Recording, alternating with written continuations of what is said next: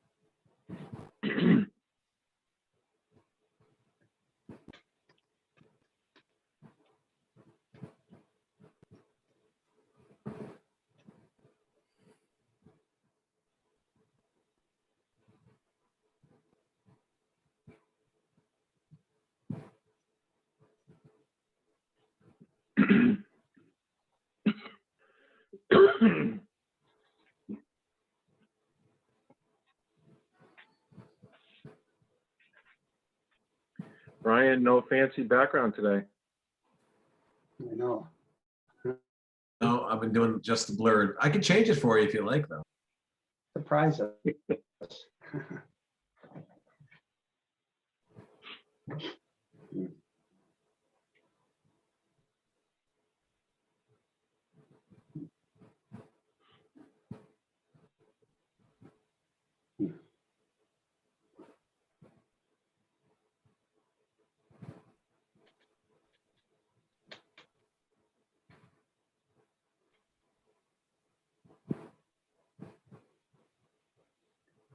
As soon as we see the applicant jump on, we can commence.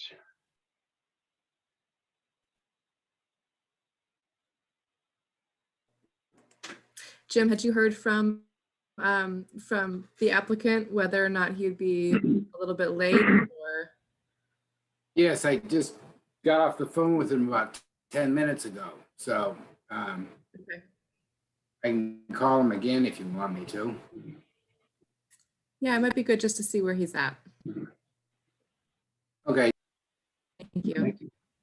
Could I ask, perhaps you could explain for those of us who are not often at these meetings, what the general format is? The applicant explains his proposal and then we comment, This or is Gerard what? Ahern, I chair the board. We'll have a sort of a ground rules and overview as soon as we have the applicant on board and we can open the hearing. But yes, in general, there's introductions, there's presentations, there's question and answers. Okay, thank you. You're welcome. Gerard, who's the engineer on this project? Is there someone I haven't seen? That. So it's the gentleman to my right, as you're looking at the screen, Jim. I believe his last name was Herrick. He'll we'll introduce during the introductions.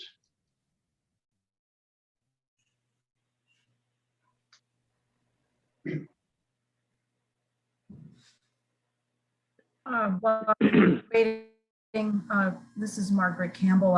I'm also wondering if you could provide an overview of the process in terms of applying zoning board and planning board and public hearings, et cetera, that are required before the proposal can be approved. So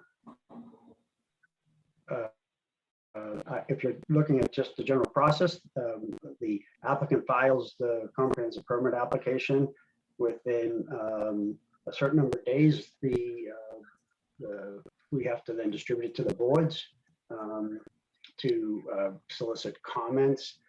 We obtain a peer review assistance. Or like what we did, we have a gentleman, Joe Pesnola, from the for our review assistant. He'll work with the board. We'll also at some point engage a peer review where they can technically review the application. But as part of the upfront work, we'll vet to make sure the application is at least complete, that we can have a hearing on.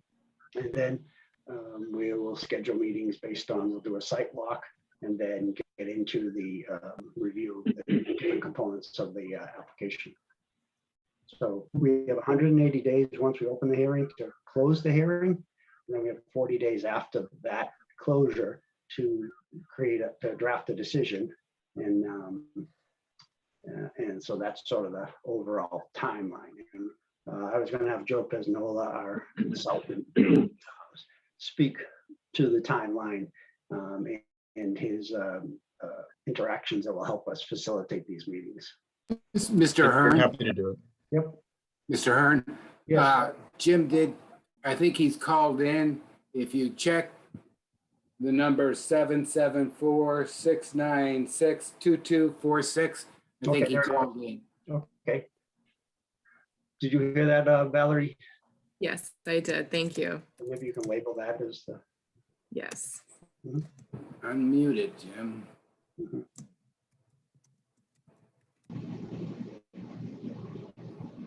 All right. I would recommend that we Mhm. call attendance. Yep, perfect. So this is part of the Zoom hearing requirements for people who haven't been on any of the town meetings with Zooms. Is we have to have a roll call of the board that's participating before we can open the hearing. Gerard Ahern, Present, Brian Holmes, you're on mute, Brian. Present, sorry. Andy Kishitz, Here. Brad Reed, Present. and Kay Stoner. Present. Valerie, would you also just identify we have two other members that are on? Sure. We have two associate members, Gabrielle Lamano Present. and Elizabeth Hutchins. Here. Thank you. Yeah. Okay. You want to bring up the meeting notice? I'll read the meeting notice. Sure. Thank you.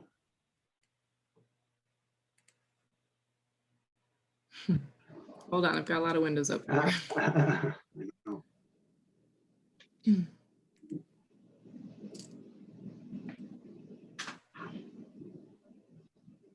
All right.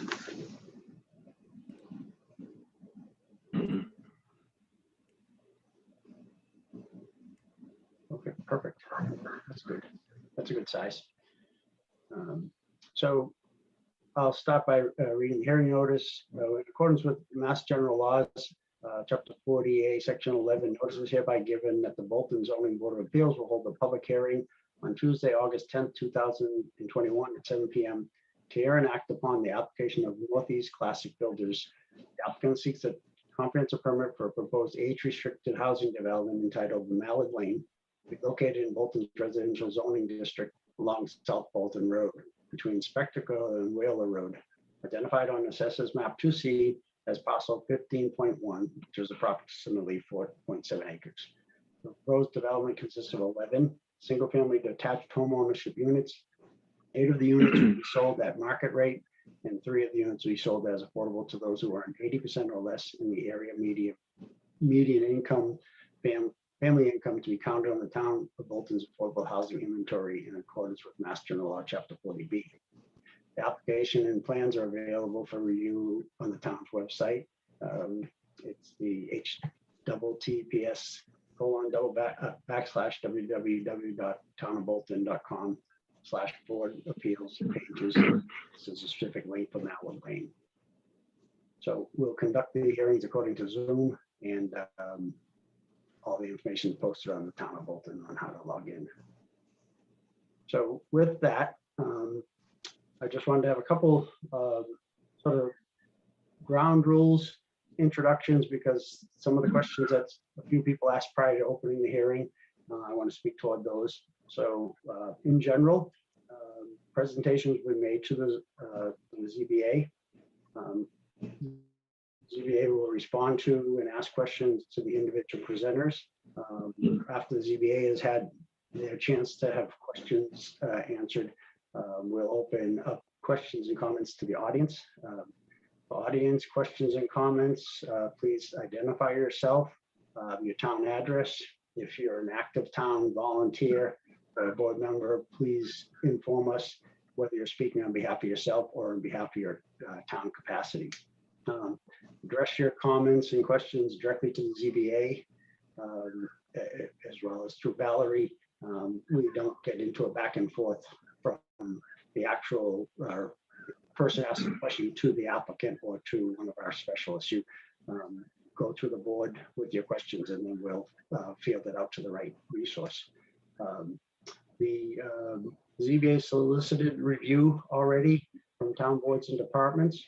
The 40B process places the responsibility for marshaling the whole 40B process within the ZBA. So we say we'll go out to the different departments to solicit their responses, and then it's our job to ensure review comments are furnished to us, as well as if we get something, we send it to our applicant, to our peer review consultants, and we make note of any concerns and inquiries. Abutters and residents can also follow that process to submit questions, letters, comments, issues, concerns directly to the ZBA. And you can do that through forwarding correspondence to Valerie Otice, who's our administrator, at the town planner at townofbolton.com. So those are the quick general ground rules. If you have any questions? Mr. Chairman? Yes, go ahead. I think it's important to note that because we have a lot of people watching or viewing this meeting, that the Zoning Board of Appeals takes each application as they're presented to us and reviews them fairly without regard to whether one affordable unit is being added or 100 units are being added. And again, they're taken in order of submission. So whatever may be presented to the zoning board in the future for other projects could have no bearing on the discussion here. And hopefully Joe can pipe in there and make sure I'm saying the correct things here. You're correct, Andy. We deal with what's in front of us, not thinking, well, there's a future project that could be bigger down the road that could take the place of this one. So if it was both filed, we'd have to deal with both of them. But when Joe speaks to his, we're going to introduce him as one of our members and have him actually do a presentation. So if he wants to speak to it, then that's perfect. Or if he wants to address that now, we can too. Yeah, Mr. Chairman, I could do it in an overview of 40B, certainly. Okay, do you want to do it when we do the when we have you as your presenting time? Well, I think it might be best to kind of do an overview of the 40B process prior to the presentation by the applicant, just so that the neighbors and people that are viewing the proceedings here and partaking in the proceedings understand kind of why we're here and with the project and what 40B means. Give it, just a brief overview of that, and then that'll help with presentation and questions and so forth as we move through the process. So I'm happy to do that. Yeah. Now. So if we could just wait. What I wanted to do, Joe, was from here I was going to actually do the formal introductions of the different role players here, and then have you do the first presentation at which you could, do your 40B, and then maybe on the preliminary reviews you've conducted already, and some of your observations and any issues you've seen in the paperwork so far. So probably within a couple minutes, you'll be asked to go on deck, okay? So I just wanted, again, because we have a lot of people that maybe aren't involved on any frequency with the zoning board, I wanted to do an introduction. Valerie did do the roll call, and one of the important things that I wanted to make sure she had was introduce all of the members that could potentially vote on the application, because the 40B process, as I indicated earlier, can take up to 6 months of a year to get through a whole process. It doesn't have to, but it can. And so there are opportunities sometimes where a member might miss part of a meeting or miss a meeting, not be available. So Mass General Law allows us to have a process where a member can make up a meeting either through reading or through watching the video and asserting that they've caught up with all the facts of the meeting so that they can stay current. And then if for some reason someone had to drop from it, we have the two alternates, Gabrielle and Elizabeth, where we could then vote one of them to come onto the board as a voting member. So for the process for this hearing, we're going to have myself, Brian Holmes, Andy Kitches, Brad Reed, and Kay Stoner as the targeted voters on the application, with Gabriella Romano and Elizabeth Hutchins as our backups in case we need someone to do a replacement. So all voting members need to be present at each hearing or confirm having read a transcript or listened to the recording of any missed hearing and documenting their follow through of that. Our 40B advisor is Joseph Pesnola from the firm of Hancock Associates. Joseph has already spoken a couple words, but we'll have him actually give a presentation. He's reviewed the current application and he's submitted a report already or some preliminary findings. And Joe's source is he's assigned by the Mass Housing Partnership, the MHP. You'll see that acronym or hear it. So that's paid by a grant. The town completed the application process on August 9th to secure Joe's services. Joe's helped us on other 40Bs, so I believe you'll find him very helpful, and he works very well with boards and with the our board, with the other boards of the town, and he's done a great job in the past from what I've seen working with applicants and their resources. So he should be a great resource. One of the things we'll be doing is selecting a peer review firm. We've reached out to the firms we've used in the past and maybe firms that the planning board has used. So we've reached out to Niche Engineering, Wesley Witten Group, Places Associates, and Haley Ward. At some point, we'll have to select a peer reviewer. It's selected by the ZBA, but it is paid by the applicant. The applicant has to deposit funds with the town to cover those expenses, and it has to be applicant, but that part of it, it's paid by the applicant. I'm not sure if the applicant has an attorney that will be assisting during the process. If the applicant does, they can let us know.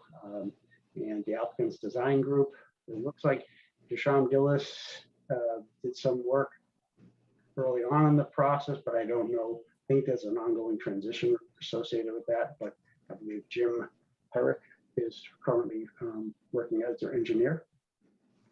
And so if there are any other introductions that I've missed, speak up, but I think that's the core sort of teams that we'll be speaking with and relying on throughout the process.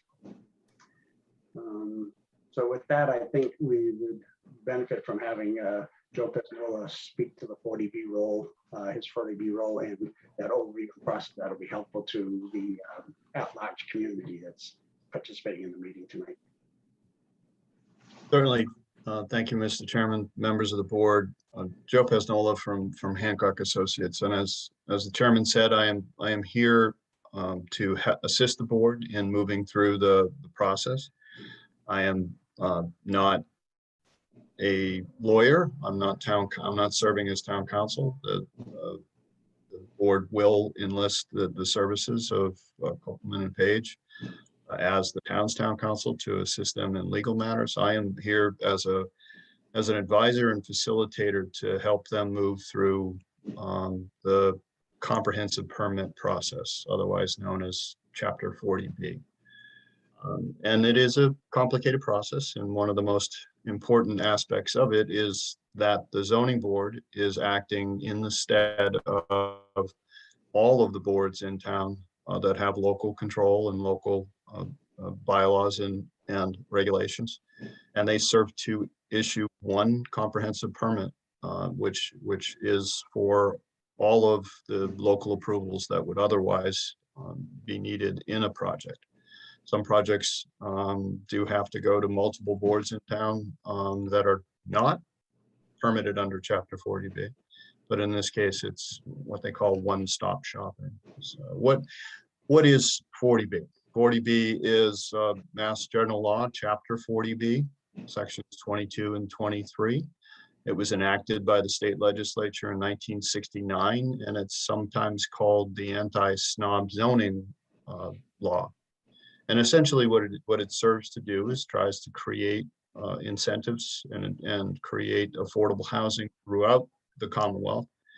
I think back in the 60s, what was happening is the cities were taking the burden and the suburban communities were zoning themselves out of providing multifamily and providing opportunities for more affordable housing. So the legislature, in their infinite wisdom, enacted the law. And what it says is that if a community doesn't have at least 10% of their housing stock deemed affordable, and there's some definitions to what affordable is, and they are narrow.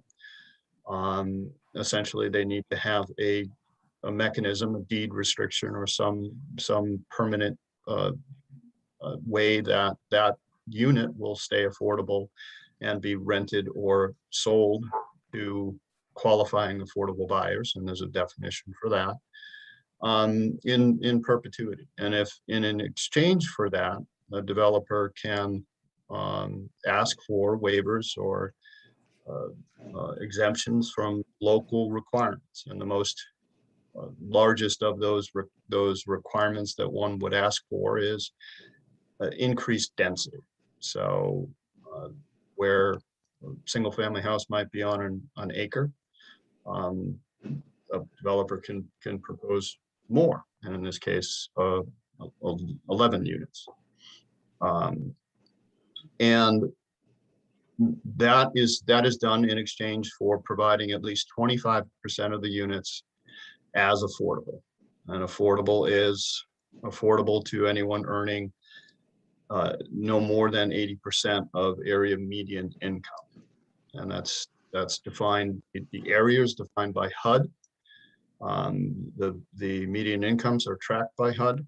And so that's, someone has to actually enter a lottery and qualify, show qualification as far as earnings, and then win the lottery. If there's more than the more applicants than there are units, then it's lottery style drawing. And that's how someone is given the ability to purchase one of the affordable units.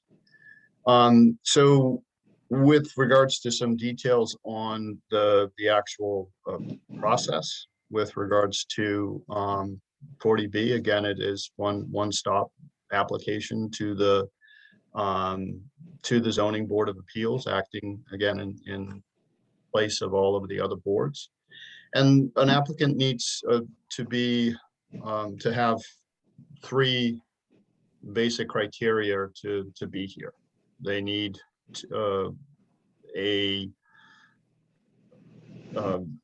what's known as a project eligibility letter, which is issued by the state, which basically there's a process that comes prior to this step in which the developer applies to the state for this project eligibility letter. The application is reviewed for certain criteria and so forth. It's not an approval process. It's merely the beginning ticket that the developer has to come to the zoning board with a comprehensive permit. The second thing is they need to have site control, and that you need to own it or have it under a purchase and sale agreement.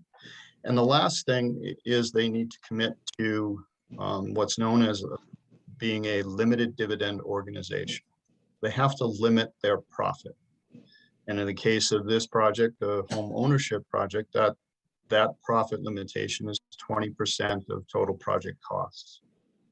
And they have to present a pro forma to the state in the prior step, showing that their project is financially feasible and that it falls within the profit limitations. And then at the very end of the project, they need to provide an audited financial statement with all of the summary of all of the costs and all of the revenue. And they need to prove that they abided by that profit limitation of no more than 20%. If it's found that they've earned more than 20%, the windfall or anything over the 20% is returned. It has to go to the community, to the town, for use in affordable housing. So that does tend to limit the number of developers that are willing to jump into a project like this. So what does the developer need to submit to the board? That is defined by the regulations. They need to present preliminary plans, existing site condition plans, preliminary scaled architectural drawings, tabulations of the lot coverage and things like that, preliminary subdivision plan if they're going to subdivide the property, preliminary utility plans showing how they're going to handle water supply, stormwater, firefighting, and the like, and a list of the requested waivers that they need from the local bylaws. Now, one of the most kind of controversial pieces in 40B is the whole idea of the requirement of only preliminary plans.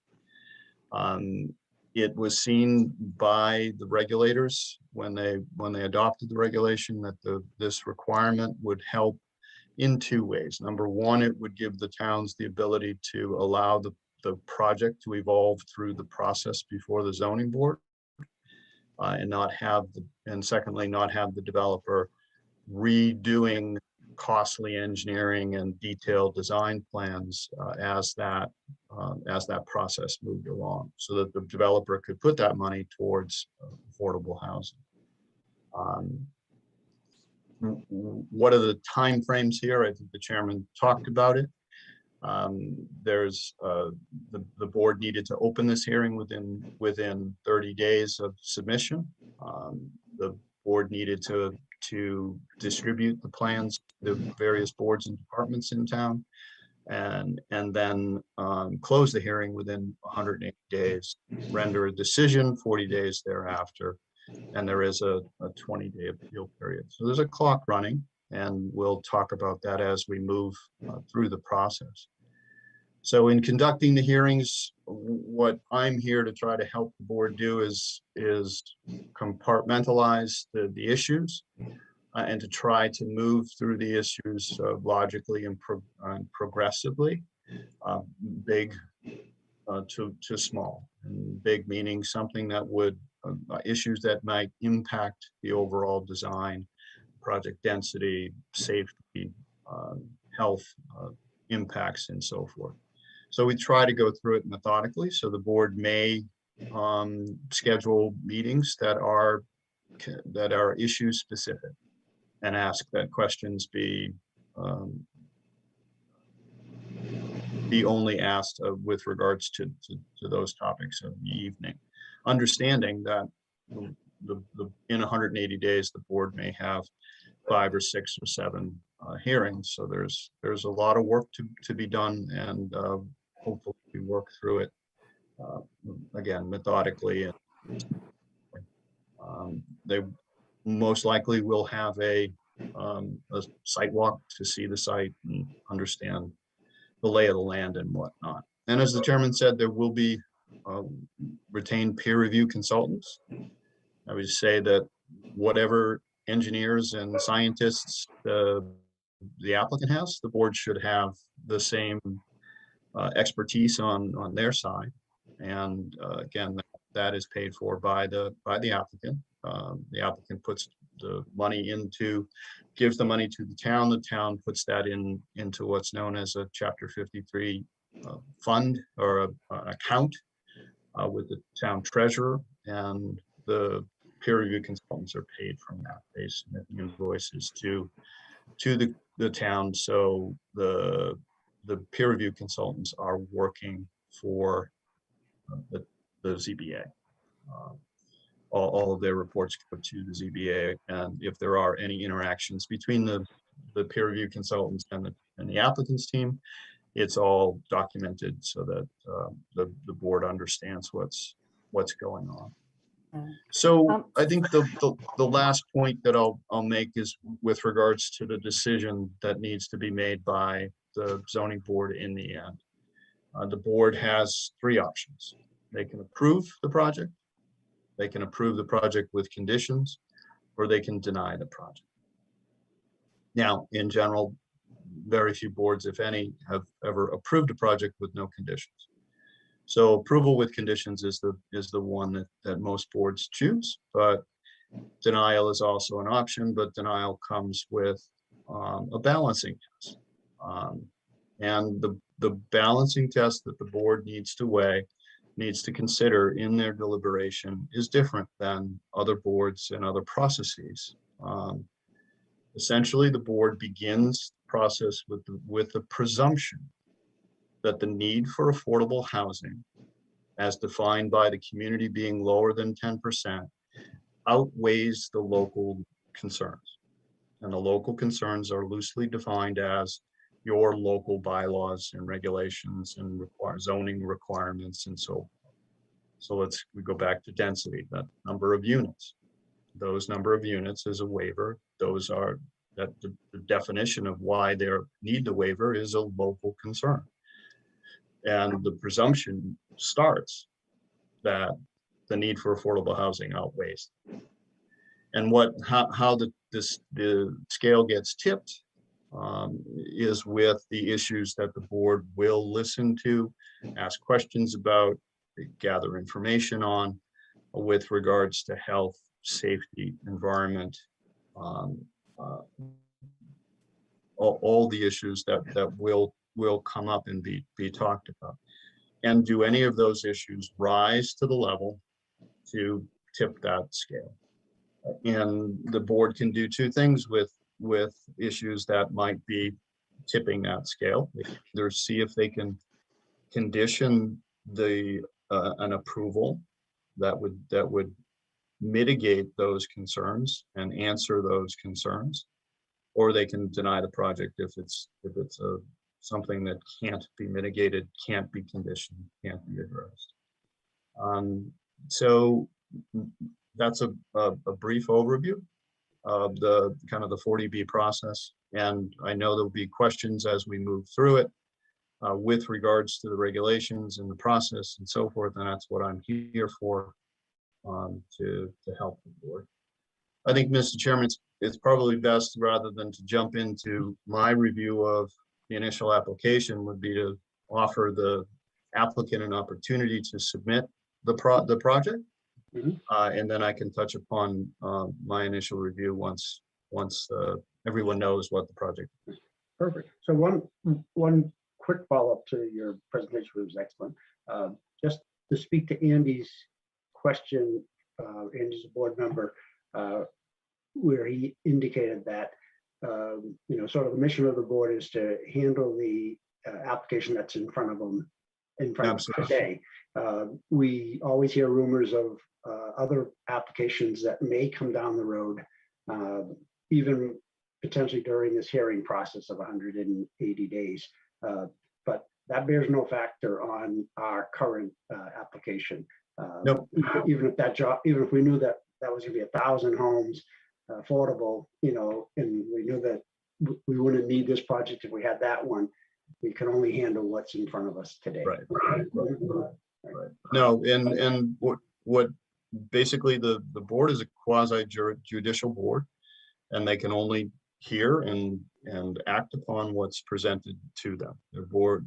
They're different than maybe a planning board, who can engage in speculation and redesign and so forth. The board needs to act on what's been proposed in that manner, and only what's been proposed. And it's really irrelevant if there are other projects in the reads or even submitted. This project, I don't believe, will bring Bolton above 10%. And it's not until a comprehensive permit is issued and that the units begin to count towards the 10%, and they count for 1 year. And if a building permit has not been issued in that 1 year, they come off the rolls. So it might be good to give everyone an idea as to where Bolton lies within that percentage of affordable housing. I can certainly look that up real quick, and I can actually answer that. We're just under 4%. I believe we're at 3.9. Right. So none of the safe harbors apply to us, correct, Joe? Where we, No. So No, sometimes people ask us, why can't we deny it, outright, because we're, because we're under 10%. We don't have any of the safe harbors that the state allows. We don't have, we haven't produced enough over a period of time to, give us a brief relief. Right. So. Right, and don't want to go here, but might as well.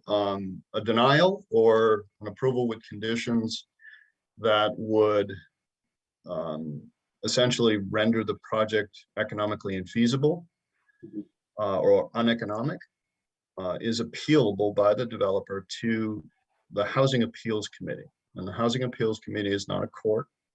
They are a committee of the Department of Housing and Community Development, Massachusetts. Their proceedings are court-like, with a magistrate and testimony and evidence and so forth. But they will not get into maybe some of the more localized emotion and passion and even some community-based ideals with regards to whether this project fits or what have you. They will look at the regulation. They will rule on it. It's a high hurdle. So it's the history at the HAC is such that boards that deny projects or overly conditioned projects usually lose. And this board is not one of those. They act very diligently to move through the process, understand all the issues, properly condition the project. And there have been projects that have been conditioned very sternly, and because those issues, those local concerns did start to elevate and tip the scale, and the board felt compelled to address those issues through conditions. So as everyone will see, again, it's a long process, it's a complicated process, but we'll try to move through it as logically and sequentially as possible, with public input all the entire way. Okay, so with that, why don't we have the applicant come off mute and identify himself and his team and give us the overview of the project.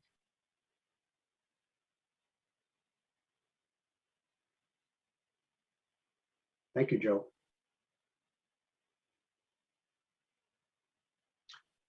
I think the applicant's on mute.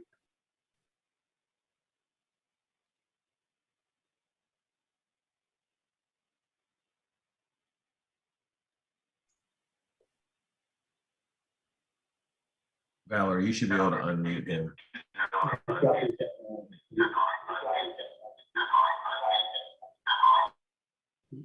An echo.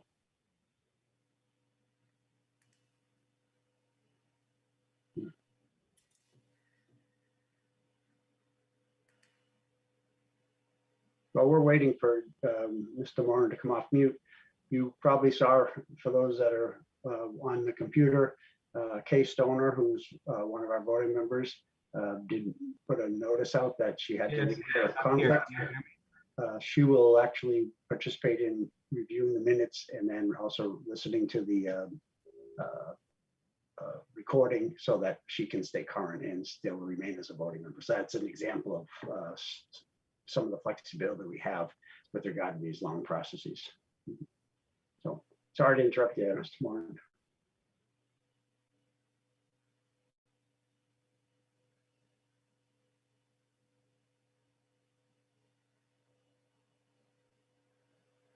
Can you hear me? Yes, thank you. Can you hear him, everyone else? Yes. Perfect. Yeah, Okay, Yes. sorry about my technical difficulties. I have an unstable internet connection, but I'll do the best I can. Mhm. Hmm. And I'm on my computer now, so hopefully it goes well. So just to give you a little background on myself, I started in the public health field, was a health director in many different towns in the Commonwealth. I grew up in Clinton, went to University of Massachusetts Lowell, studied engineering there. I'm a registered sanitarian and not an engineer. I grew up in the town of Clinton, graduated Clinton 1980 area. I do live in Bolton. I built a house for myself on Oak Trail in Bolton, and decided to invest in the community I live in. How this thing came about was I originally We lost you. Yep. Hmm.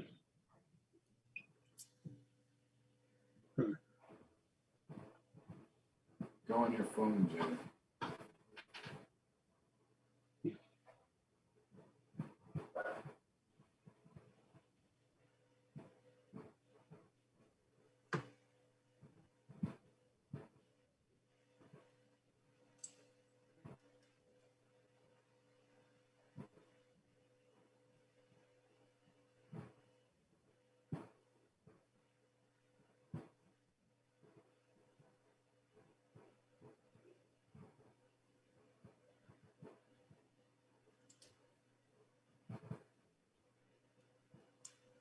If you shut off your video, you may have better success with the audio.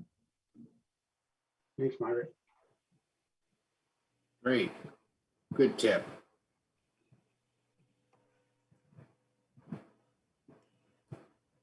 Hmm.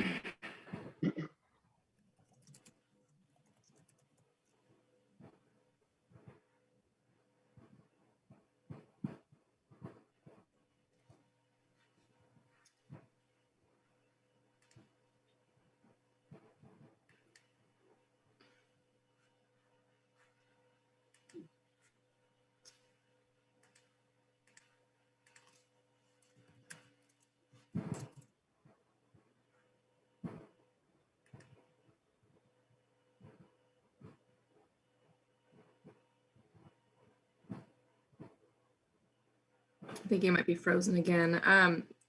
Jim, if you can hear us, it might be easier if you want to. It may help if you want to establish a phone connection. We might be able to just forgo video for now. Call in. Yeah.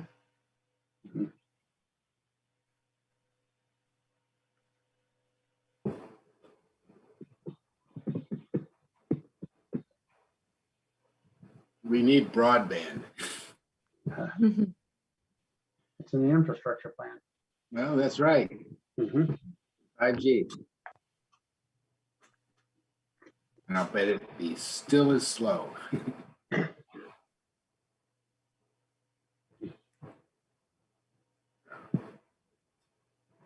you hear me? Yes. Yeah. All right, sorry about that. So I'll keep it short. So you got a little bit of my background. How the project came about was I originally bought the land over 3 years ago, and seeing what the town was trying to do with kind of like a village overlay district caught my attention. So that's why we got into kind of what I refer to aged in place housing.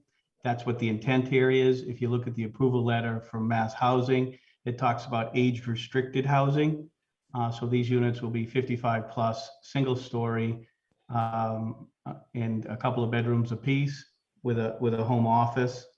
So that's what I was trying to do as a developer is diversify some of the housing in town, and be able to maybe free up some of the larger homes for families. That came out in the discussion with Mass Housing. If we give somebody something to downsize in town, maybe they'll free up the larger home. So that's about how it came about. Like I said, I've been working on the project for over 3 years, and we're just getting started here with what we're trying to do is, again, create a kind of universal feel, make it, the goal here through the design process was to make it sure that it seemed very classic, with its feel being a cul-de-sac. They will be detached condominiums with a joint utility. The wells there'll be a single well for each unit, one shared septic system at 1,650 gallons. If you look at the Title V sizing requirements, it's 150 gallon per unit. That's how we get at 1,650. So we did have a conversation via emails with Susan Connors from DEP on the public water supply question. And she said that, seeing that I sent over the approval letter where Mass Housing is age restricted, that's good for them, as long as I also submit to them through the process how we're going to limit who can live in these structures. That's what she said. So again, we're coming in with 11 units.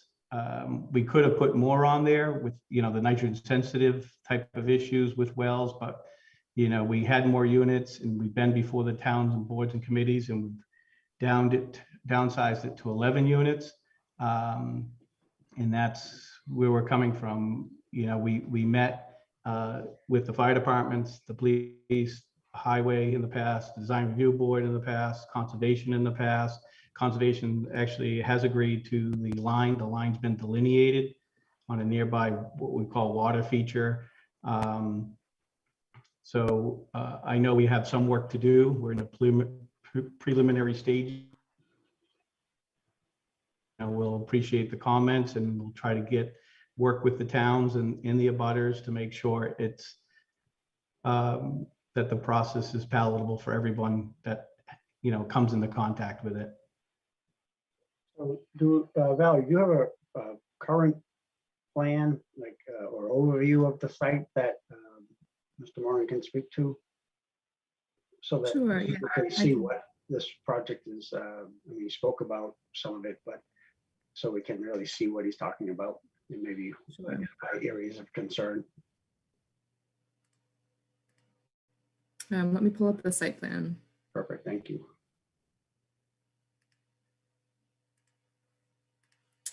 Hello. Hello? Hello, can you hear me? Yep, is that Brad? Yes. Yeah, I just had a quick question. Now, you're planning to have an on-site fire cistern to, we have a goodly number of houses in a small area, and I just wondered if there was going to be some kind of a cistern that would provide water to the fire department.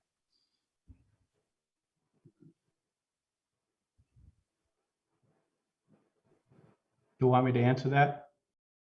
Sure. So you can answer that question, and then after that, if you could just speak to the site layout here, in some type of detail, so that we get a good understanding of where things are away from, issues where you see, and things like that. So that'd be great. Okay, I'll answer the Can I fire. have The fire question Can I ask first. a question for clarification? So we met with the fire department. Hold on one second. Was that Andy? Yes. Okay. Can maybe Valerie can answer this? Why is the site plan we're looking at right here from the comprehensive permit different from the site plan that is presented on the town website? Right. Yeah. I believe on the town website, I have both the preliminary plans that the applicant came to the town with previously, as well as this full submittal that came in last month. So the one on the screen right now is the most current. Yes. Okay, thank you. So I guess I'll speak on the fire issues. When we met with the fire department, it was about 2 years ago. We got some comments to them, which was in the original letter from Mass Housing. We talked about not having a cistern outside anywhere, but having individual fire suppression units underneath the stairways that go in. These will all be on full basements. So each of them will have a fire suppression system in each unit, rather than a cistern outside. So they will be sprinklered, is that what you're saying? That's correct. Okay. And how much time do they have on the sprinkler before they run out of water? I don't know. I'm not going to pretend to be a fire expert. I know what we'll do is we'll hire the appropriate people to do that. It's been done quite often, and it's, there's all different classes for residential units that I know, class B and D, stuff like that. So, we're trying to, right now, we're just trying to get the building situated, move the approvals along before we start to talk to a fire suppression expert, Yeah, the only reason I'm bringing it up is the town has a volunteer fire department and no public water supply, so it's just a concern. Yeah, no, and that came up, like I said, about 2 years ago when we looked at it, and we did submit all the comments to Mass Housing, and we made that promise to Mass Housing that we would, do whatever the fire department wanted us to do. Like, they asked us to keep the units 20 feet apart so they could get a fire truck in there if need be. We did that, and then we agreed to do those fire suppression systems in each unit. Okay, thank you. Okay. So Mr. Chairman, I'm a direct abutter. Can I respond to this current comment, or do I have to hold off? We hold off until after first the presentation, the board has the questions, and we'll open it up to abutters. Okay, thank you. Thank you. So I'll just present it. So as you're coming in the main road off of South Bolton Road, we've developed a name called Mallard Lane. We thought that was fitting and to give it a name. Again, this will be a private road.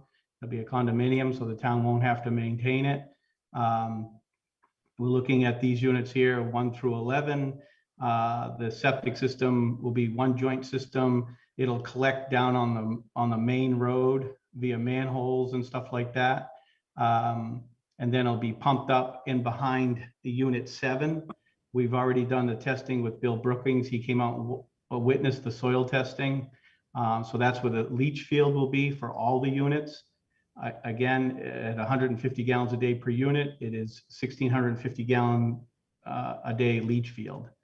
When I was talking with Susan Connors from DEP, who handles the water supply issues or addresses any kind of concerns, I talked to her about putting a individual well for each unit. I told her we have the spacing and we can stay away from the septic system to do that. She liked that idea. So that's the way we're moving forward. Like I said earlier, she just wants to make sure once we write up the deeds and do all that kind of paperwork that they get a view of that before they give us the final approval. But again, we're trying to develop a neighborhood here where it's age restricted, single story living, kind of aged in place, which is kind of popular now, and give somebody, if somebody does currently live in Bolton and they want to downsize to free up their larger home for a larger family, it gives them some options. And that was the intent. Does this have different model size homes, or is it just that they depict, it looks like at least two different sizes? Yeah, no, there's 2 different sizes. There's like an A and B. What we're trying to do with the different sizes is get the units in there and also maintain as many as the current zoning regulations as we can. The amazing part to me when people talk density here, if you look at the table that Ducharme put together, even when you look at this, it's 78% open space. Only 22% it will have a structure or pavement on it. So, and again, with a straight in cul-de-sac like that, we're trying to keep it as conventional as possible so people have interest in it, and make it feel like what people are used to, not running roads all over the place, dividing the land and all that stuff. So that's our intent, is to keep it as conventional as possible. What is your split? And have somebody be able to have a nice dwelling to downsize to. Excuse What me? is your split between A and B units? It looks like three are much smaller. One is a little larger, and then the rest of them, 7 are fairly large and about the same size. Is that right, or is that? Yeah, that's correct. And the smaller units aren't targeted to be for affordable, correct? No, you're not allowed to do that under I the. just want to be sure. Yeah, no, I have no interest in that. I'm not a full-time big builder. I don't develop for a living.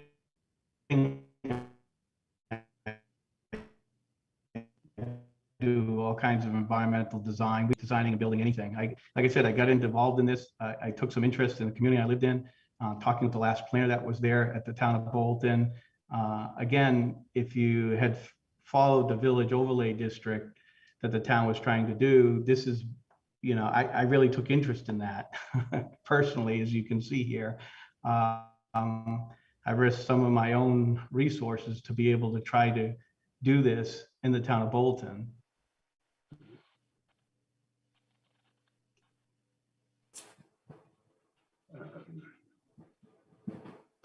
So if I recall or read, so you have some potential significant retaining walls to be constructed under the current plan, is that correct? And where would those be? If you're coming in the road, the first one will be on the left.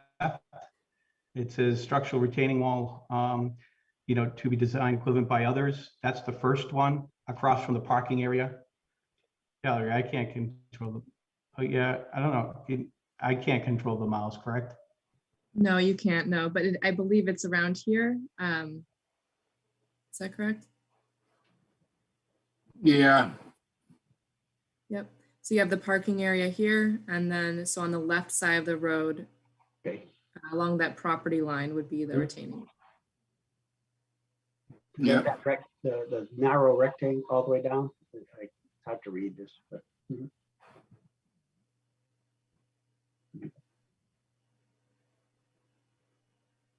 Okay.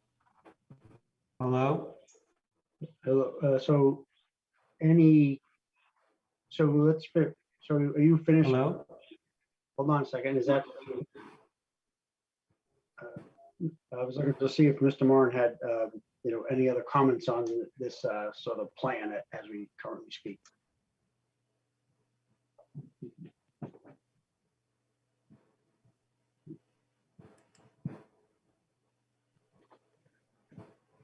Do we lose him?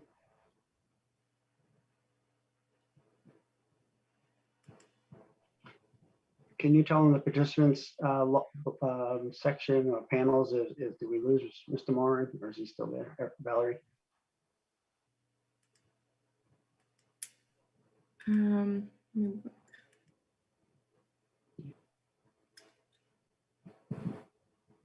It appears as though he's still here, though he is muted. No. I unmuted. Can you hear me? Yep. Yes, Thanks. there we go. Sorry about that. So what was the question about panels or something? No, I think the question was more about the, you know, I just was trying to get an idea of where the retaining walls were, but, and then we lost you. Okay, so the first retaining wall is right across or adjacent to the parking spots, right in there. And then the other retaining wall is behind units 5, 6, and 7. Okay. And they're scheduled to be a Carroll concrete ready block wall that's 2 feet wide, 4 feet long. They can go up to 8 feet without any back supports.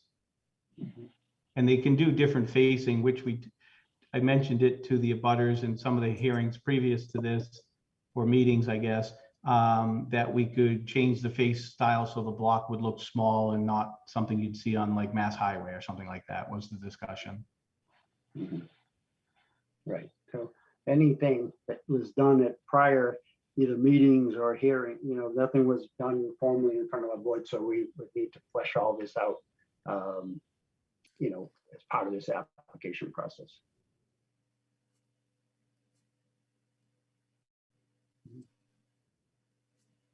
you repeat that? I was saying you referenced some, things that you may have had as discussions in prior meetings or, gatherings. I was saying any of those discussions we're not privy to. We have to flush out all these types of items, as the current plans in front of the board. So we don't have the benefit of, some of the past, communications you've had with the butters or, other town boards. So we'll have to be sure, any issues and concerns raised about this, are based on the current situation and not, prior year, information. Okay, I understand now. Thank you. Yep, thank you. I guess the big question I have that jumps out at me is why aren't all the units outside of the 100-foot wetland buffer? Appears to me that at least 3 of them are inside that range. And could they be further repositioned to move them out?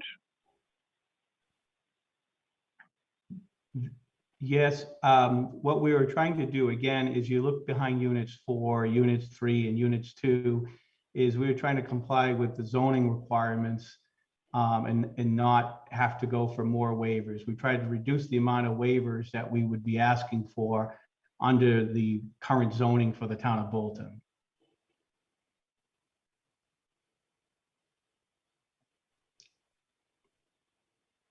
So essentially, you're saying that you're trying to abide by those setbacks between the property lines behind units 2, 3, and 4 by pushing the units closer to that wetland buffer.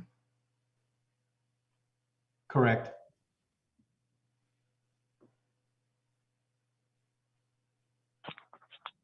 I think it's 1, 3, and 4 just to clarify. Right.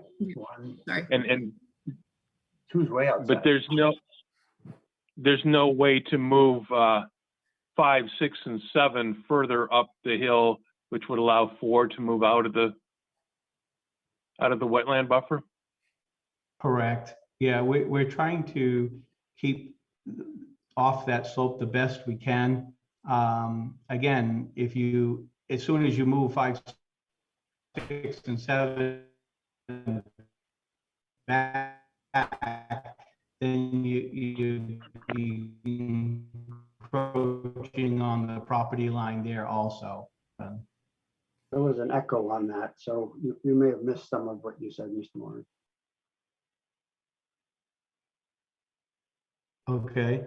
You started to say as soon as you move 4, 5, 6, and 7, and then it was echoing. So you may want to repeat what you were trying to say.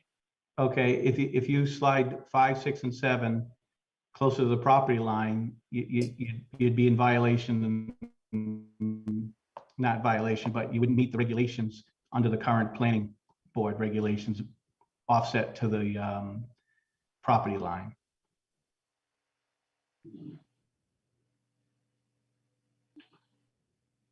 So you're looking at that as more preferable than having the other units within the 100-foot areas Andy talked about. Correct.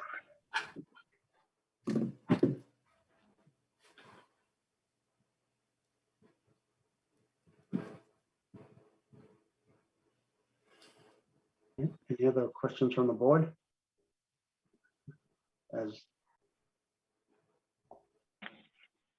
Yeah, I do. Okay. So to reiterate, that unit or house number 1, the footprint of that appears to be different than both of the other types.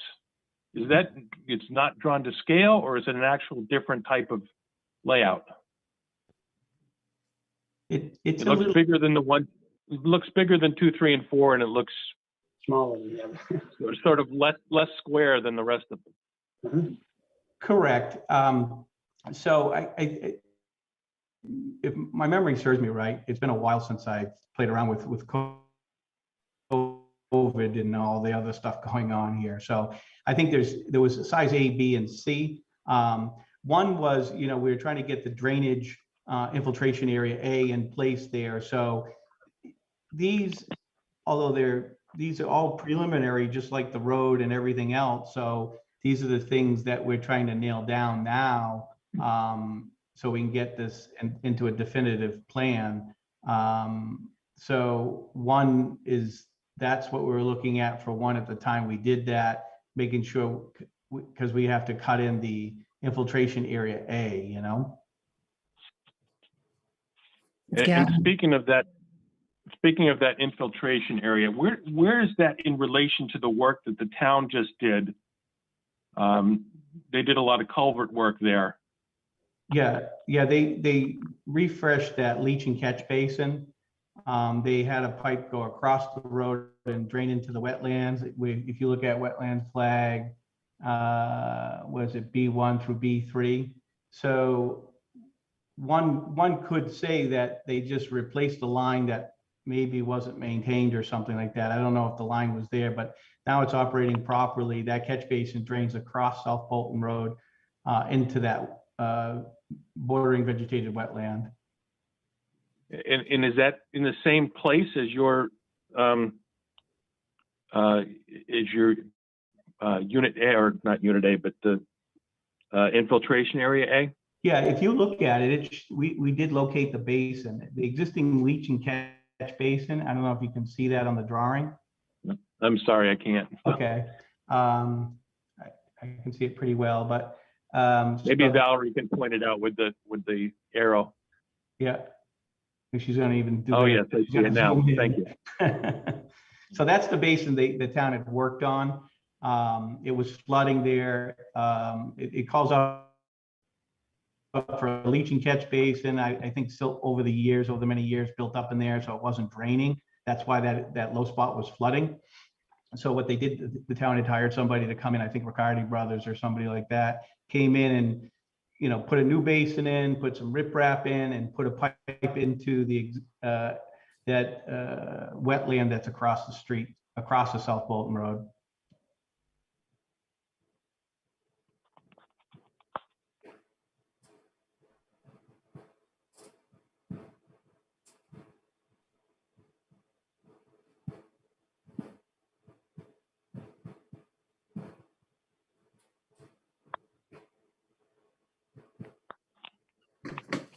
There was also a comment, I believe it was from the fire department, about the use of LPG tanks for each unit. Yeah. We discussed whether those are going to be used and whether they're going to meet the requirements.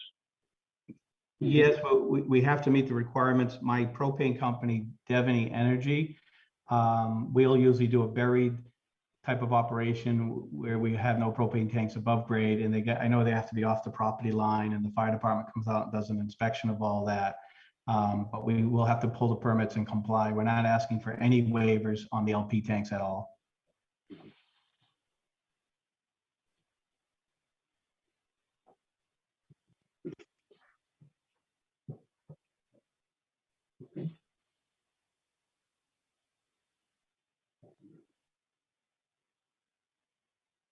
Okay, I have some, worries in this project about the flooding that has happened at the South Bolton Road. So we'll have to, I think, address that as we go along. It seems like there's an awful lot of impervious surface for running a long area down that driveway. I'm not an engineer. I will rely on our peer review to go through that, but that is a concern to me. I certainly don't want to make a flooding issue any worse.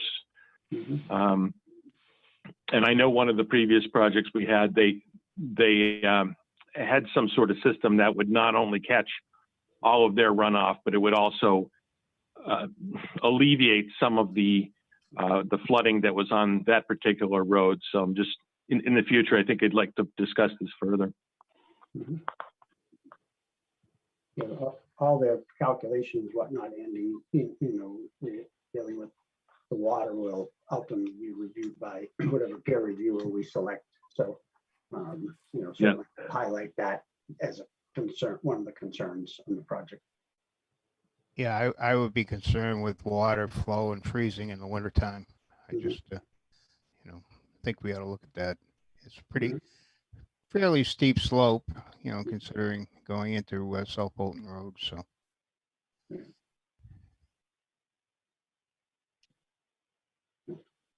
Mr. Chairman, just a point, there have been no preliminary drainage calculations submitted with the application, so the board is looking for some kind of preliminary calculations for your peer reviewers to review, then you should specifically request that from the applicant.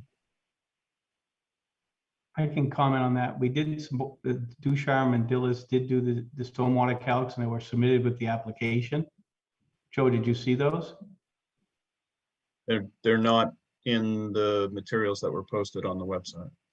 Okay, I gave at least 3 copies to Valerie. Okay. I believe they are part of this. All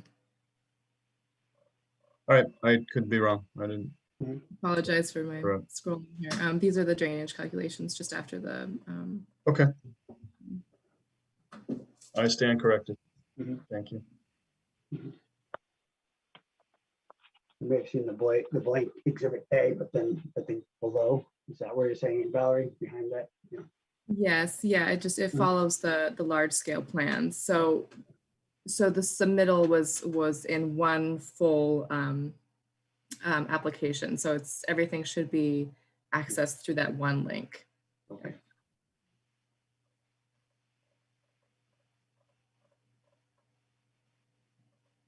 Right.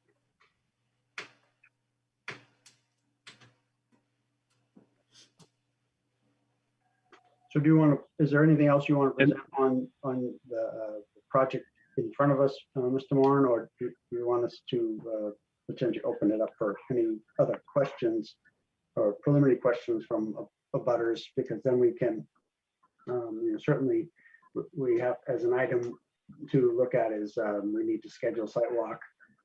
We need to see what potential peer reviewers have responded, and if there's one we need to make a selection upon, or if there's any concerns, I'd like to also address some of those topics tonight. So I don't want to just leave it the whole meeting open-ended. Okay, I'm ready for questions. I think I've informed the board everything I needed to say about the project at this time. Okay. I also want to clarify one thing about the comprehensive permit. It does mention seemingly contradictory information on whether there would be separate wells for each unit or shared wells. I guess there's been some changes to that, but I want to verify that you are now saying there would be separate wells for each unit. Is that correct? That is correct. When I talked to DEP Central Region, Susan Connors, I mentioned that and she said that would be a really good thing to do. So I said, okay, I agreed with, what she was saying. Okay, I just wanted to clarify because it's reported as 2 different things in the comprehensive permit. Correct. The original was to go with one well house and distribution system. And then after, several conversations with DEP, we decided to put a well with each unit, figuring every homeowner, if they wanted to treat it themselves or do whatever they wanted, flavor it, they could do that. The only utility they would be sharing would be the septic system. It'd all collect in the road and go down to the main and then be pumped up again behind unit 7. So is there any narrative that needs to be updated for the application? The narrative was corrected. It shows separate wells. If you read the narrative in the application.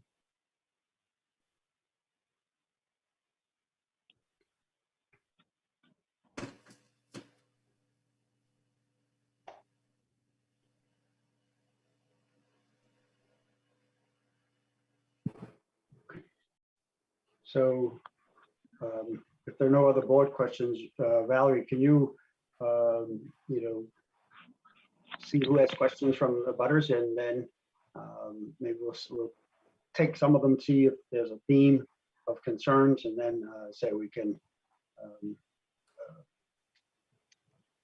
also identify some of the things we want to schedule for, going forward.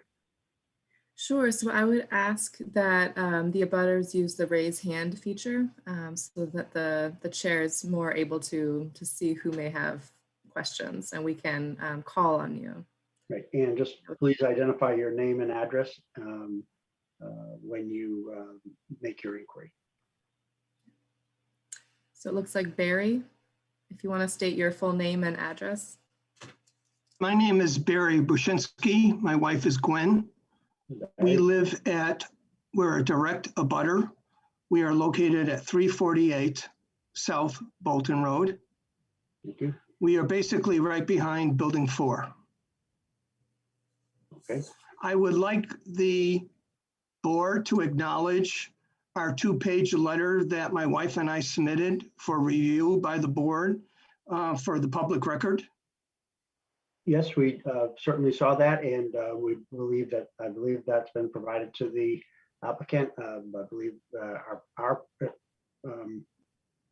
consultant, Joe, has access to it. So yes, we'll certainly take all that under advisement and make sure. Mr. Chairman, I appreciate that. I'm not asking for answers.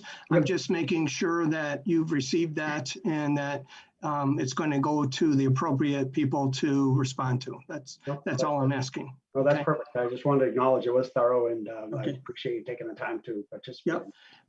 For the other abutters, my letter addressed item number 1. We have both a sewer and septic system. In other words, there is a gravity sewer system that goes from the cul-de-sac to a couple of tanks at South Bolton Road. And then there is a forced sewer main that goes back up the same 700 feet. So I question that complicated system and who's going to maintain that.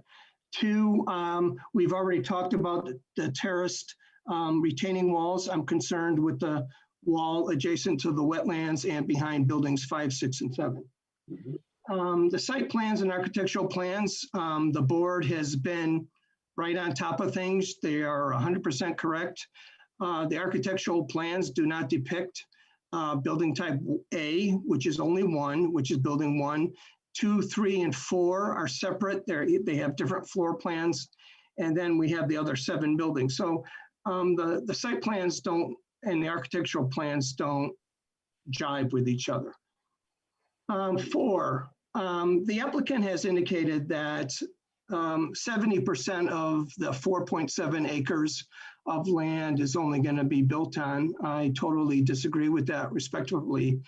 If you look at the topography, look at the site plan, the dashed lines of topography are existing topography to remain. Any lines that are solid that shows regrading means that the vegetation and trees will be removed. You can't regrade and retain trees at that extensive regrading area. So I am somewhat skeptical of the 70% built on this 4.7 acre land.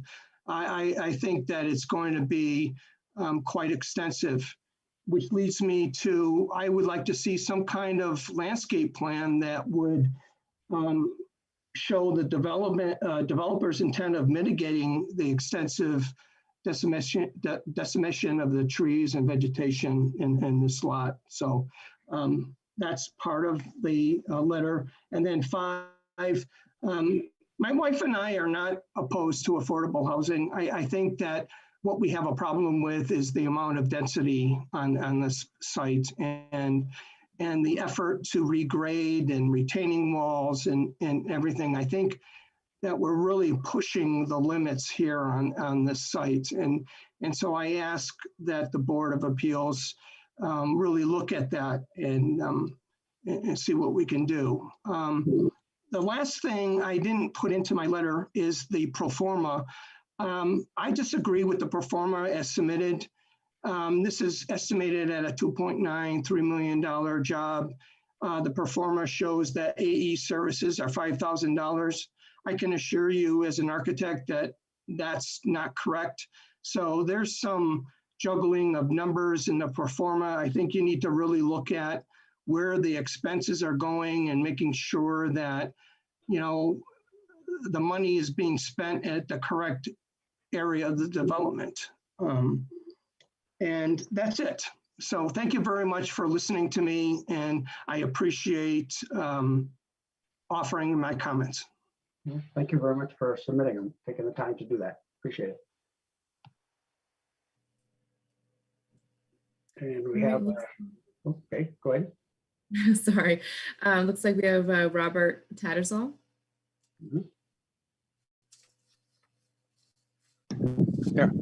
Thank you. My name is Robert Tattersall. I live at 347 South Bolton Road, right across from Barry. I don't actually share a property line, but I think I'm within the 100 feet of my property line with that property line. I had there are a couple things here that I wanted to ask about, and one of them was I looked up this company, Northeast Classic Builders, on the state secretary's website, and it looks like it's currently dissolved. Probably because of, I'm guessing because of not filing paperwork. And so I'd like the board to follow up on that. I'd also, go ahead. We have our peer review, Joe Piznola, consultant. He's, looking at that aspect as well. So he may be able to address that before we close tonight. Okay.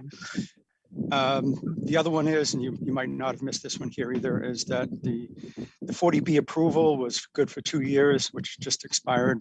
I don't know if Mr. O'Haron, you knew that also. But it looks like it expired as of July 2nd. I know looks like there's a process for getting an extension. I just thought I would point that out. I'm also not like Barry. I'm not really, against, doing some affordable housing here or even a higher density housing, but it just seems like we're pushing the limit on everything. And I can see any project probably has, something where you have to push the limit on a little bit, or else you just can't do it. So I know one of my general, I guess, worries here is that because of this density, yard waste, snow, parking, I'm thinking that stuff is just going to spill out outside of this area. I don't, unless they have all their snow taken away or all the yard waste taken away. Parking, there's just not much parking in there, which means I think we're going to start, if it's a holiday and 3 or 4 homes have some groups of people over, we're going to be parking up and down the road. I don't know if we can say anything about that or not, but that's all those are valid, observations. It's, other projects we worked out parking, we worked out, snow removal. We have, when we get into the technical peer review, they'll look at these aspects. So if you have specific concerns that you want to write down, and we can take them as part of the recording, but if there's something particular you want the board to look into, certainly document it to Valerie and the address I had earlier, and we'll be sure to look at these concerns. Okay, thank you very much. I'll let someone else continue. All right, thank you.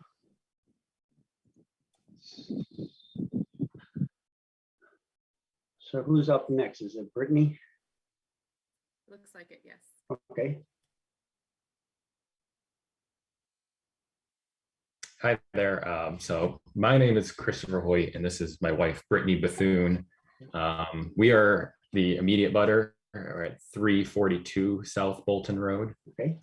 Right next door to Barry. But I'd have to say, I'd reiterate the first thing that Barry touched on is my main concern is the water and just the drainage on the roadway. So I don't want to belabor the point, but obviously there is water that filters in that area. Obviously, thankfully, the leaching catch basin there was just replaced. So I don't want to exacerbate the situation. And I'm concerned on how the grading works and the water drainage. And that obviously we have the wetland that's immediately across the street, and that is deemed a FEMA flood zone. So I don't want to overwhelm that area, especially with the way climate changes and the rain this year and things have been. And then that also then just leads into on how the entire septic system is also co-located in this same location. And then our well, which you can see on the drawing, it's basically right up against the 100-foot radius. So there's just a lot of water, sewage, things that are all culminating in just one location. So that's my main primary concern, I'd have to say. And then also, as I know there's not a retaining wall anywhere along our property line, but I can see, as Barry mentioned, that the solid line, there is regrading that's going to be happening to our immediate, well, it's not the north, but the longest property line right in the back of house number 2.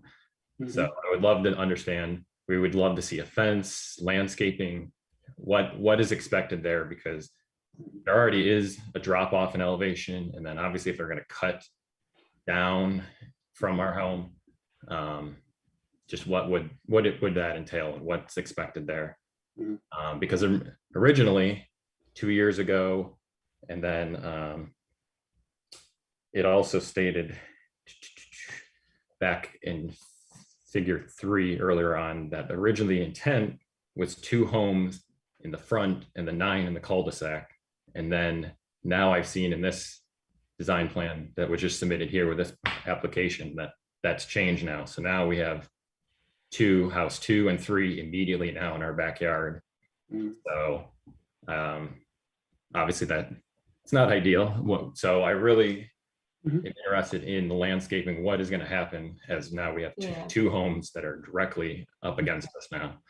So we'll certainly ask for a landscaping plan and then screening to see what can be done to mitigate any type of concerns. But certainly on most other projects we have, we will get a landscaping plan, a cutting plan, what's going to be replaced if something's taken down, so we'll have or certainly request to the applicant for that.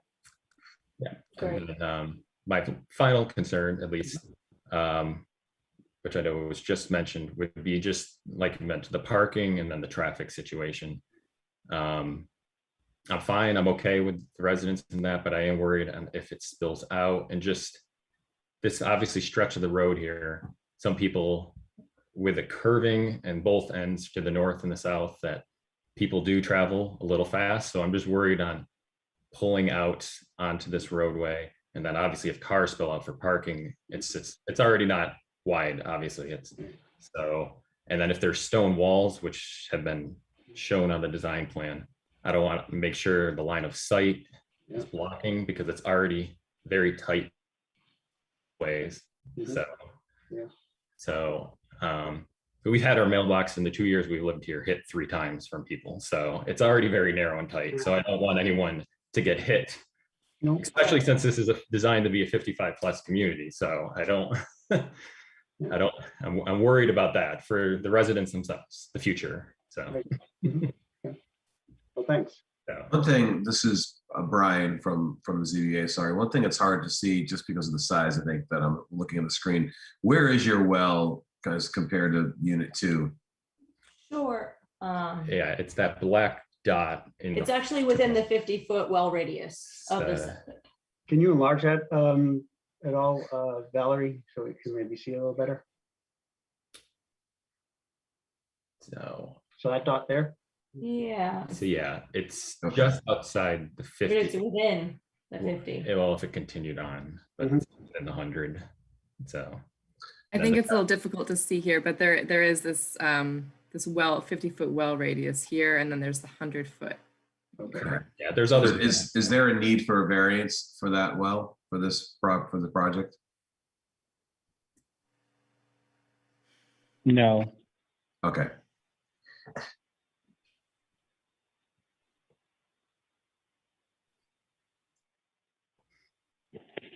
So just because I know that obviously, I think it's because the leaching field isn't there, then it's less. Correct. Yeah, the leaching field's up back by itself. Yep.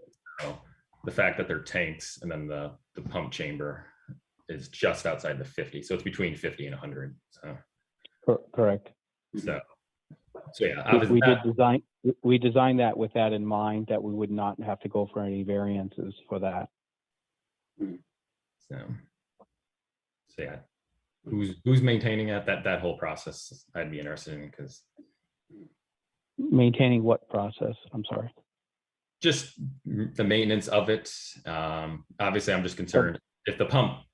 It'll be a condominium association, so it'll be the condominium association itself and the owners who live there. Right. But go ahead, sorry. No, so I was gonna say, as far as like in the 40B process, there'll be at some point, as we move along, they'll have home ownership documentation, they'll have maintenance plans, operations maintenance plans that will be requested. So we know that, yes, someone is going to be properly maintaining any of the infrastructure that they say is built out and will be maintained in a certain way. So, yeah. It just seems like a concern with depending on the drainage issue, if there's more water liquid forced down towards those tanks, that there may be issue if it's not.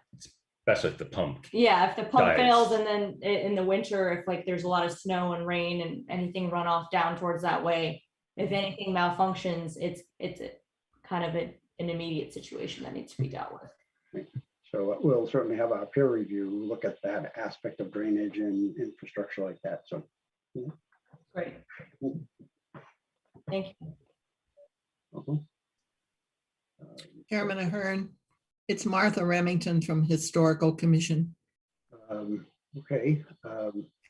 Is your hand up there, Martha? I see a couple of people, but I didn't see yours. But well, I don't have my video on here. Okay, so we'll take Martha and then we'll skip over to Gavin. Martha, would you identify yourself? You said that you're from the Historical Commission. Are you speaking on behalf of that commission? I'm Martha Remington, Chairman of the Bolton Historical Commission. I'm here representing the commission. And I just had a thought about the overall location of this particular property on South Bolton Road.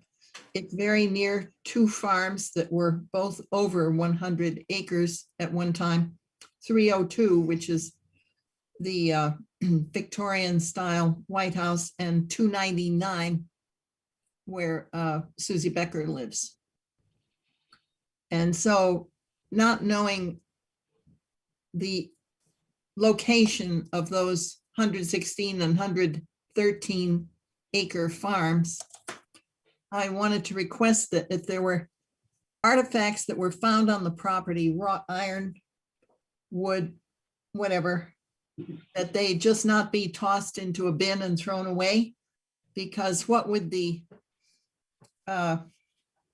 narrow road, which was the stream bed back in glacial times, a lot of that property is way down low. So I'm thinking these two farmhouses must have had 116 and 113 acre farms that are toward Hudson on either side of Spectacle Hill and South Bolton Road. So I just wanted to point that out, as it were. Okay, thank you. Okay. Our historical society would love to have artifacts. Could I speak on that? Yes, sir. Mr. Moran? Okay. Yep. So I don't know, Martha, if you remember this property. This was a Bonazzoli property. It's a former gravel pit.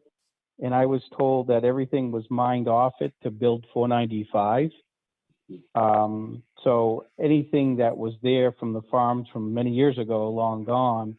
I know prior to me buying the property, the Bonazzoli construction company used it as a storage yard, and they had to do severe cleaning before they transferred the property to my wife and I. So a lot of the disturbance that's there now is just, like I said, they mined a lot of gravel from it. And I guess they owned all the abutting properties in this, the Bonazzoli, this was the remaining piece that they used for storage. And was the pond there at that time in 62 when they were doing 495? My guess, no. Like I said, when I studied this piece prior to buying it, I noticed that I think the Bonazzoli family actually made that pond. They graveled down to the water table because it dries out every year, and you can walk to the bottom of it. And when you do that, you can see the old kind of how they burrow down with gravel trucks and old iron to pull the gravel out and to drive out of the hole. So that's, and again, I'm guessing that that's what happened, because the entire site is all sand and gravel. And I know they pulled out a lot of the gravel to build 495. Well, and that's fine. I just wanted to mention it just in case, because Okay. I knew that had belonged to the Bonazzolis, and it's Right. possible there's nothing there, but if you happen to come across something, it would be appropriate for the Historical Society to take it. We're the commission, but the society has a museum of things there, so just mentioned it. Okay. And thank you. Yeah, no problem. And we would, if we do find anything, we'll bring it over to you guys. Thank you very much, Chairman Ahern. Yep. You're welcome, Martha. Nice hearing you. Okay, so how about, it looks like Gavin Robinson and then Kathleen Andre. There may be other name. Sure, it's Gavin Robinson, 328 South Bolton Road. Okay. So I am actually right next to that wetland area, up above Unit 1.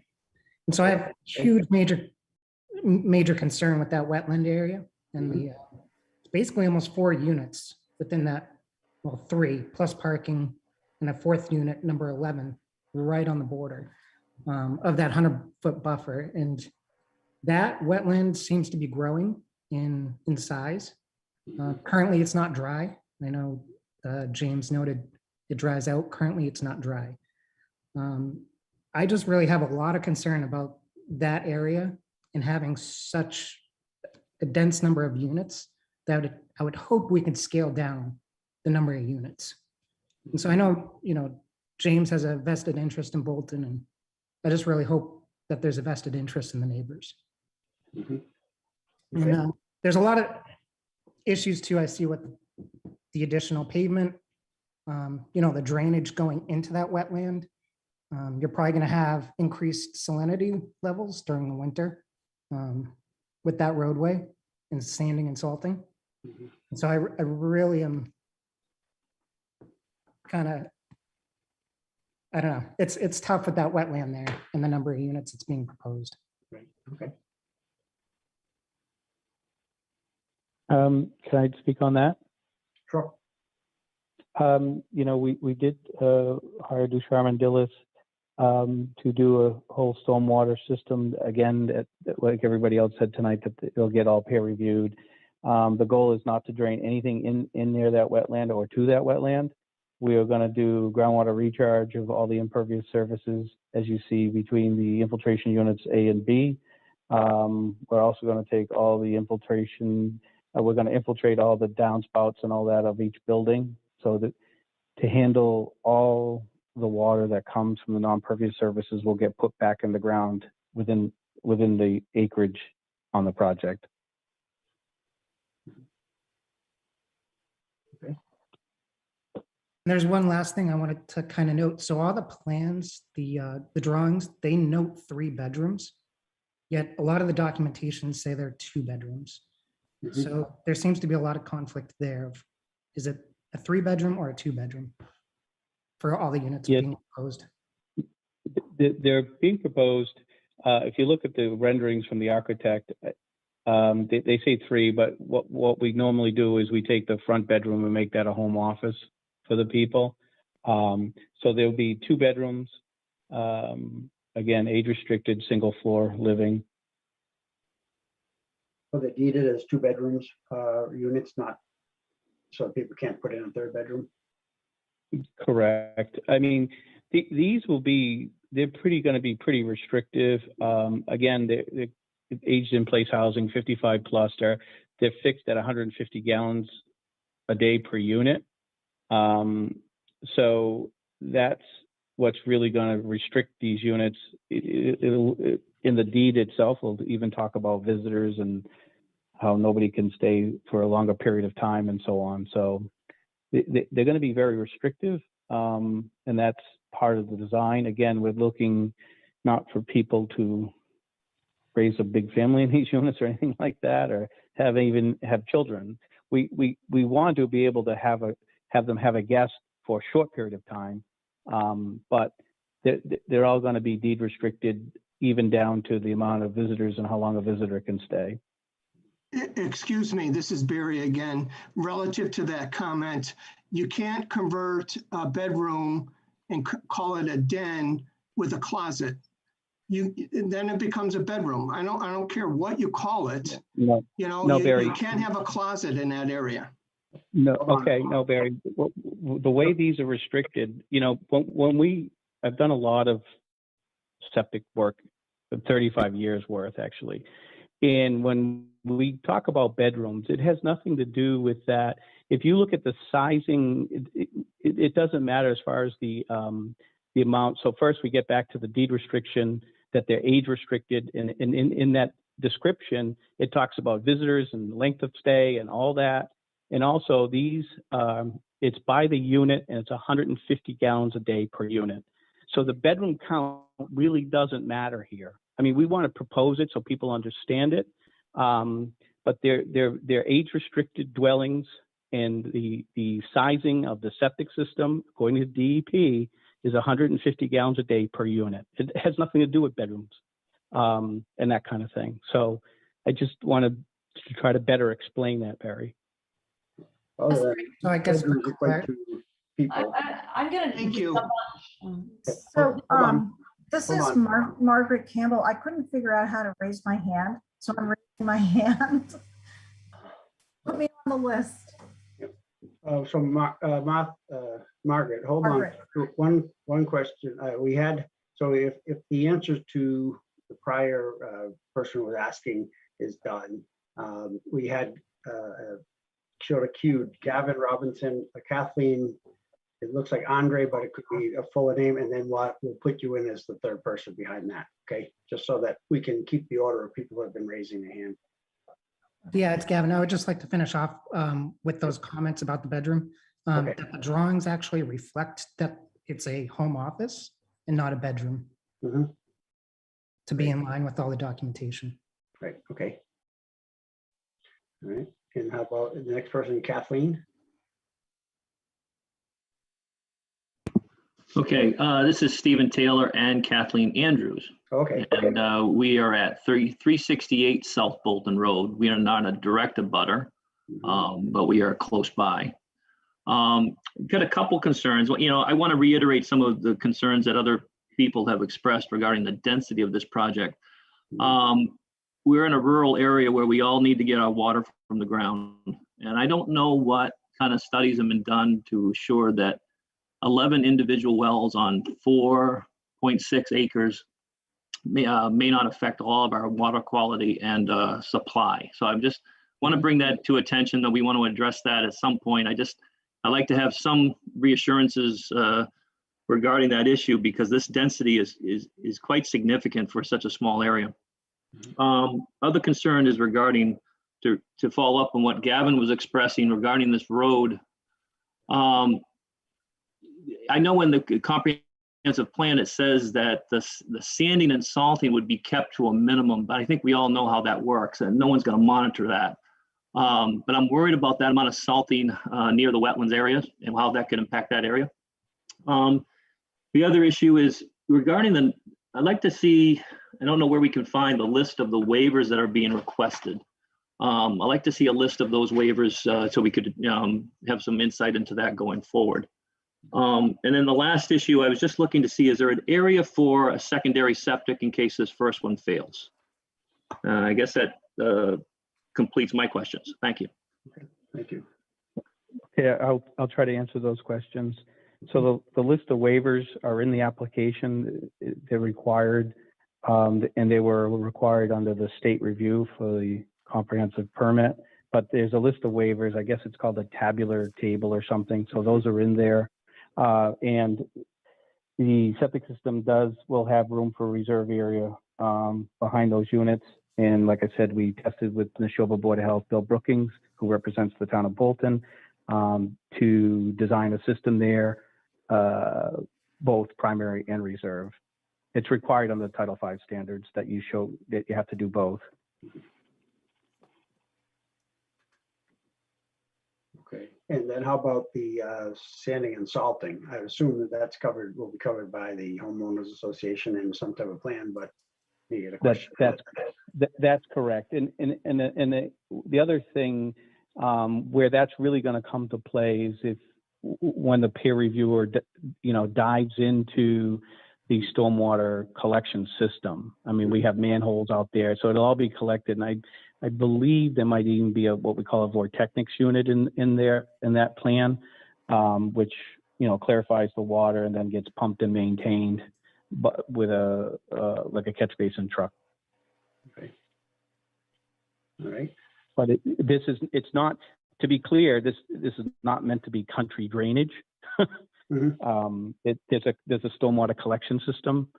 I know some of Bolton has what we call country drainage, where we let the water just go out, you know, and doesn't not get pre-treated or settled out. So this is all, you know, collected and gives a spot for maintenance through the catch basins and the vortechnics unit, and then the clear water. Again, the clear water gets recharged into the ground through the stormwater infiltration systems A and B. Okay. All right. I think Margaret Campbell's up next. Thank you for the opportunity, Margaret Campbell from 5 Spectacle Hill Road. I'm just off the page here to the north side of the paper, is where I live. And the drainage, of course, is a big issue, right? We just went through an effort right here on South Bolton Road, but also massive on Spectacle Hill Road. Sherman Gillis designed the stormwater management off of Century Mill Estates. I just want to point that out. And the flooding that we were experiencing there is by no doubt due to that development, Century Mill Estates. This is a massive amount of impermeable surface being put on this 5 acres, 4.7 acres. And very much is a concern for me. The pond behind my house, which now everything, including Century Mill Estates, pours into the pond behind my house, drains into this wetland that you see here on this page. It drains into this wetland. This wetland then drains down to this infiltration area A and across the street to the wetland across the street. That's how the water flows here in this area. If something happens so that water doesn't get out of my pond and into this and out across the street, my house is going to flood.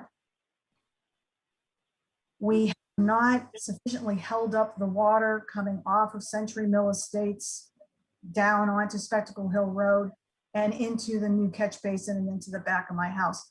I'm really concerned about everything that was done, but I want to go there, but I'm very concerned about that that there's continued flow that goes out here. This infiltration area A is going to be underwater most of the time. So I don't know how you're draining off anything infiltrating into anywhere. That's swamp right there. That's a low point where we have a catch basin. There was no pipe across the street previously, but there's now, you guys have put, the town has put a pipe there. So I'm really concerned about all of the impervious surface here. I also want to ask, how is it that a 2,400 square foot house is downsizing? That's bigger than my house. So if we're really trying to get at, providing, diversified housing for folks, I'm not sure that this is really hitting the mark. I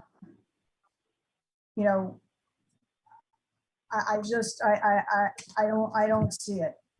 We're being asked to accept here where, the town standard is, and, Oak Trail, where, the applicant lives, is 1.8 acres per house lot. That's half a house per acre. This is 4 times that. This is 2+ houses per acre that we're being asked to accept as a variance the benefit of the town. I was on the master planning committee and worked on the village overlay district. This is not what the intent is of a village overlay district. There is nothing about this that looks like a village. The main thing about a village is that it's walkable and that you have other sorts, resources around for people to go and enjoy themselves. So the village overlay district was intended to be along 117 in the center of town. So, this isn't, I don't see that this is getting at what we were hoping for in terms of providing diversity of housing. The other thing I just want to point out, that the restriction on a home like this for affordable, for one getting into the lottery and then possibly getting this house, is having a medium income at 80% of the median or 85%, whichever it is. But there's also a savings criterion. So you're talking about 55 plus individuals who need to make no more than 85% the median of Bolton, which the documentation here says it's 85,000 or 77,000. I don't know. That's for a family of 4. So I'm not sure why for a family of 4 is used when this is a 2-bedroom home. Are these going to be occupied by 4 individuals or 2? I wasn't sure about that. But you also can't have any savings. I know, because I tried to get into one of these in Stowe. And, 55 plus, and you can't have a savings. I think in that particular case, it was over $150,000. I've been working for a long time, and I do have a 401k. So I guess what I'm saying, the idea that somebody with a big house in Bolton is going to sell it to downsize, quote unquote, downsize to one of these houses, which is bigger than mine, I'm just not sure that we're really providing that, what's being claimed. So I'm concerned about the density. I'm really concerned about the flow of water. I'm really concerned. I hadn't looked at these plans in detail. I am an engineer. I'm really concerned about this whole septic system and the idea that you're going to be pumping up to something at the highest elevation on the site. I'm very concerned about the impact to my neighbors, these guys that have spoken up here, and you're going to have a giant wall in their backyard now. And, you don't move to Bolton to have a Route 495 wall built in the backyard. I mean, that's, tough to take. Now, I also want to say, I am not against affordable housing. I'm all for it. Mm-hmm. Absolutely all for it. So we could do fewer numbers of units here and put 4 units in here and make one of them affordable. And, I think that's something that might be acceptable. Okay, well, certainly the key themes from all the butters questions or residential questions were, certainly the water, the density, the infrastructure, the retaining walls. So all these items are definitely going to have to get peer reviewed. And one other thing, I do want to go back to Barry's point about the bedroom being shown. I don't know how it's being shown on the plans, but if it's shown as an office with a closet, regardless of what the septic is limited to and designed for, it means that it can be sold as a 3-bedroom. It can be presented as a 3-bedroom unit. So I don't know if it's 2-bedroom units or 3-bedroom units, but I'm very sensitive to the traffic down here, which has gone crazy. Yeah. You're talking about anywhere from 22 to 33 additional people. Well, we can always look at the deeds for those, and I know on homes there people have had to put deed restrictions in with the town of Bolton as far as if they've done remodeling to, say they're not gonna enlarge greater than the 2 bedrooms or whatever, so if they're saying they're gonna be 2 bedrooms, that is gonna be the expectations they're gonna stand to when they finally document these units and their deeds and the restrictions they're gonna have that he spoke to. And finally, we don't have to talk about it now, but I would like to have a much better understanding of what our housing stock is, what percentage we have. You said 4%, but quantity of homes, like our total number of homes is 4,000. We've got 15 that are affordable. Are the units that we have that are affordable remaining affordable, or are they falling out of affordable? And if they have, where are those that are falling out and why? How many more do we need to reach 10%? And this 1 or 2 units that are going to be made affordable, how much of the new number that we would need to reach 10% does that satisfy? Earlier on, Valerie mentioned that we're at 4.7, I think she said, percent of what we've reached as a town goal, as a town result at the moment. So we're shy, 5.3%. So is that 3 houses or 7 that we need? I don't know how many houses we ultimately need, but we're still well under half of what our requirement would be to be at the 10% threshold. Mr. Chairman, I can answer that. Sure. Bolton has 1,729 units. So 10% would be 173 units, and you have 69 units. Project is providing 3. If I also just may add, it is interesting too to consider the fact that the 10% should not be considered an end goal. And affordable housing. I can't tell who's speaking. I'm sorry, this is Valerie. I'm the town planner. Thanks, Valerie. Yep, this is yeah, I just want to note again that reaching a 10% should be considered a minimum, and affordable housing is an ongoing effort.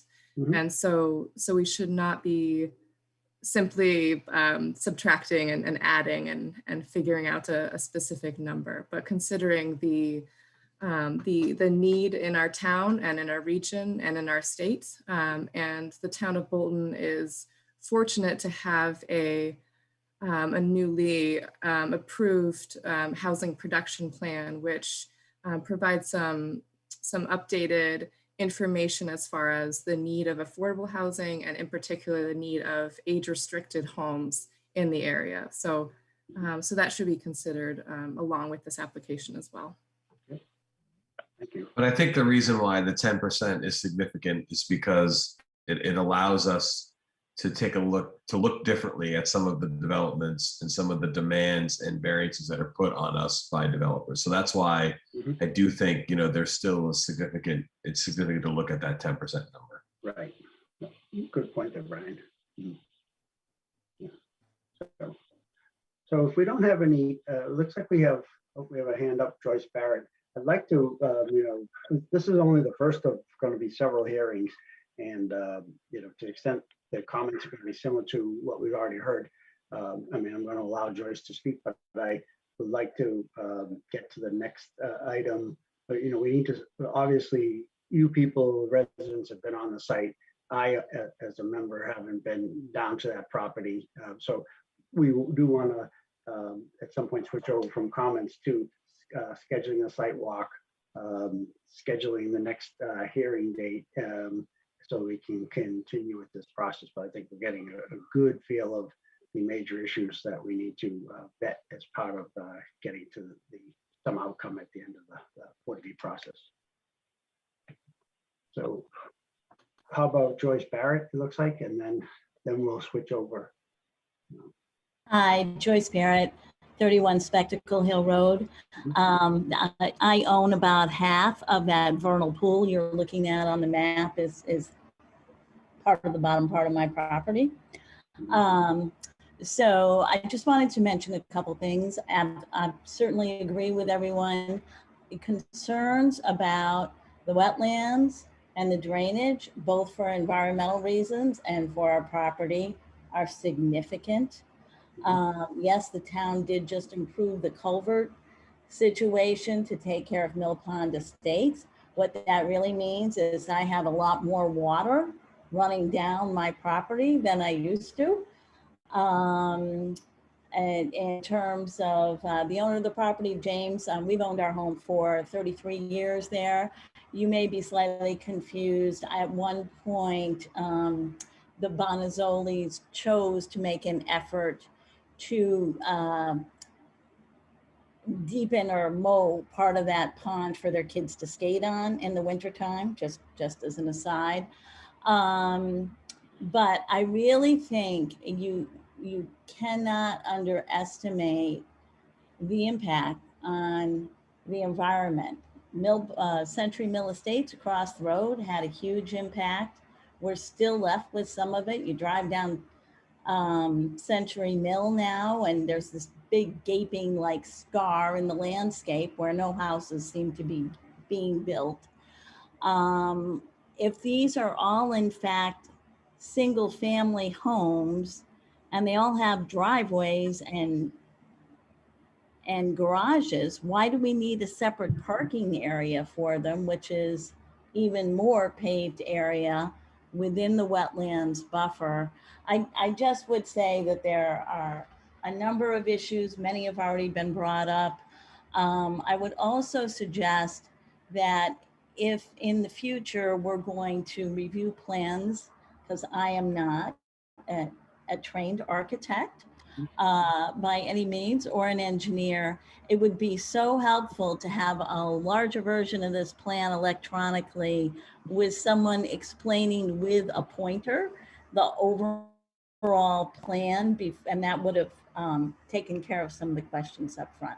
Just my comments. I know the hour is getting late. Well, appreciate your comments, Bryce.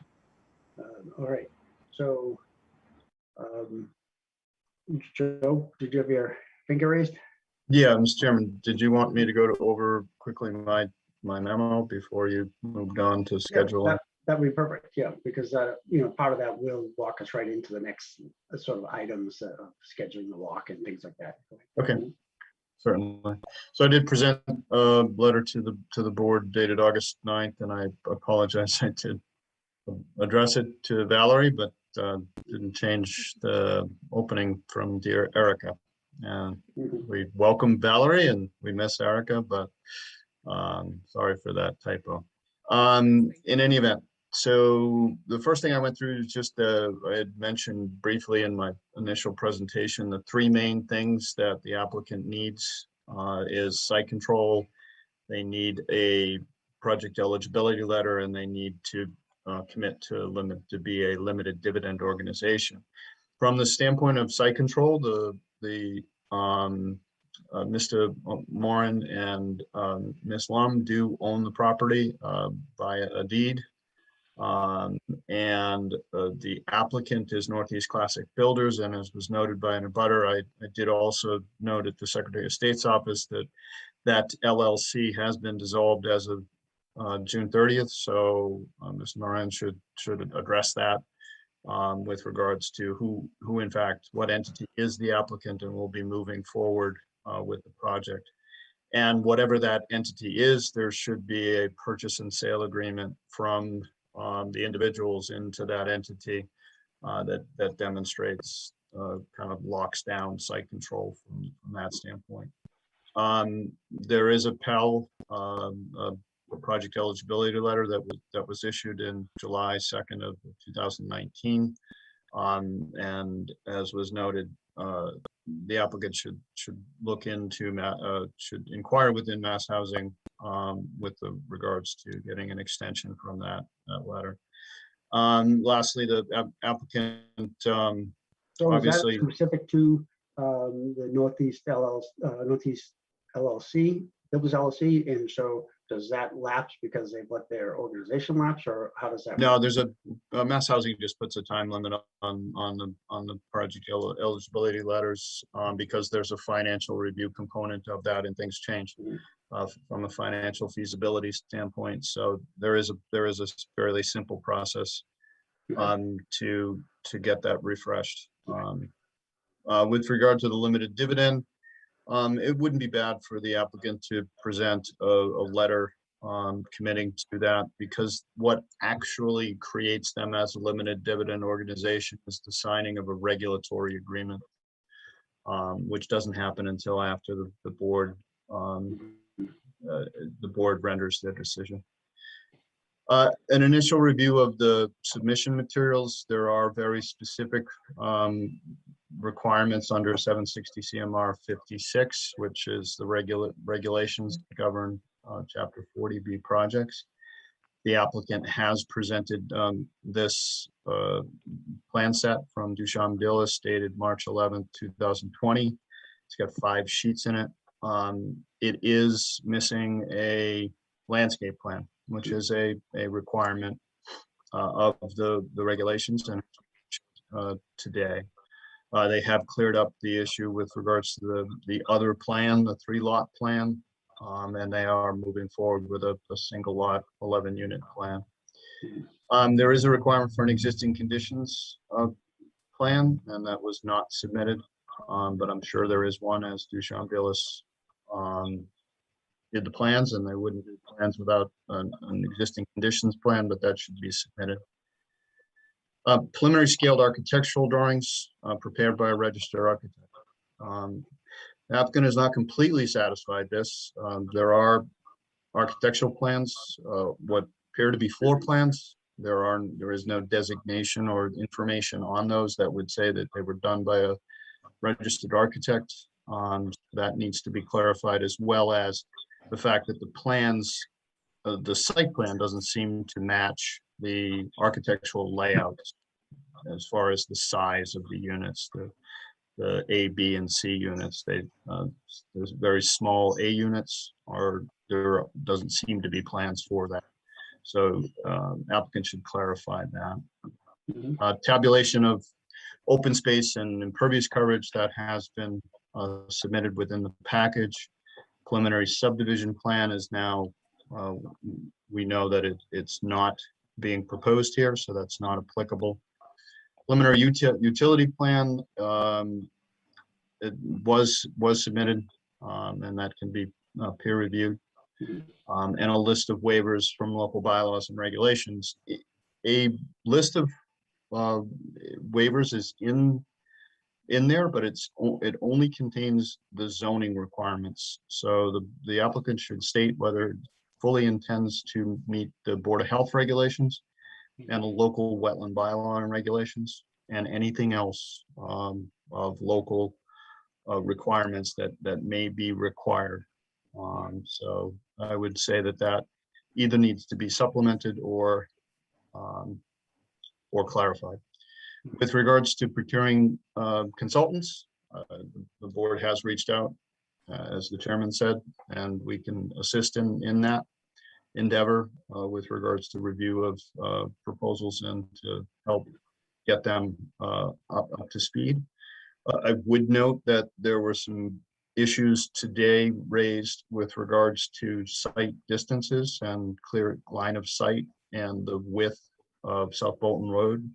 And while 11 units might not require a full-blown traffic study, I think the board may at least ask the peer reviewers that they're looking at to look at the geometry of South Bolton Road and the curves and the site distances, and report to the board their professional opinion on safety. And the second issue is the potential to engage a hydrogeologist for some preliminary review of the potential impacts of these wells and septic system and infiltration areas on the surrounding environment and the surrounding wells and septic systems. That's entirely up to the board. We will track comments from municipal boards and committees and town staff with Valerie. And there already has been documentation submitted from the fire department, police department, and Mr. Brookings from Board of Health. The most interesting or most potentially impactful comment came from Mr. Brookings with regards to this issue of public water supply versus private wells. And I think it's important for the board to understand that the state has a threshold in which if 24 persons are being serviced by a well, that it is a public water supply. So there is a statement on the plans that this is not intended to be a public water supply, that it will be a private water supply. And because there will be no more than 22 people, that means that, as Mr. Moran mentioned, there will be documentation limiting the occupancy of these units to no more than 2 people. The board needs to understand that documentation, the policing of that documentation, and the implications of there being more than 24 persons, irrespective of whether there's 11 wells, because it's per property and not per well, if you will.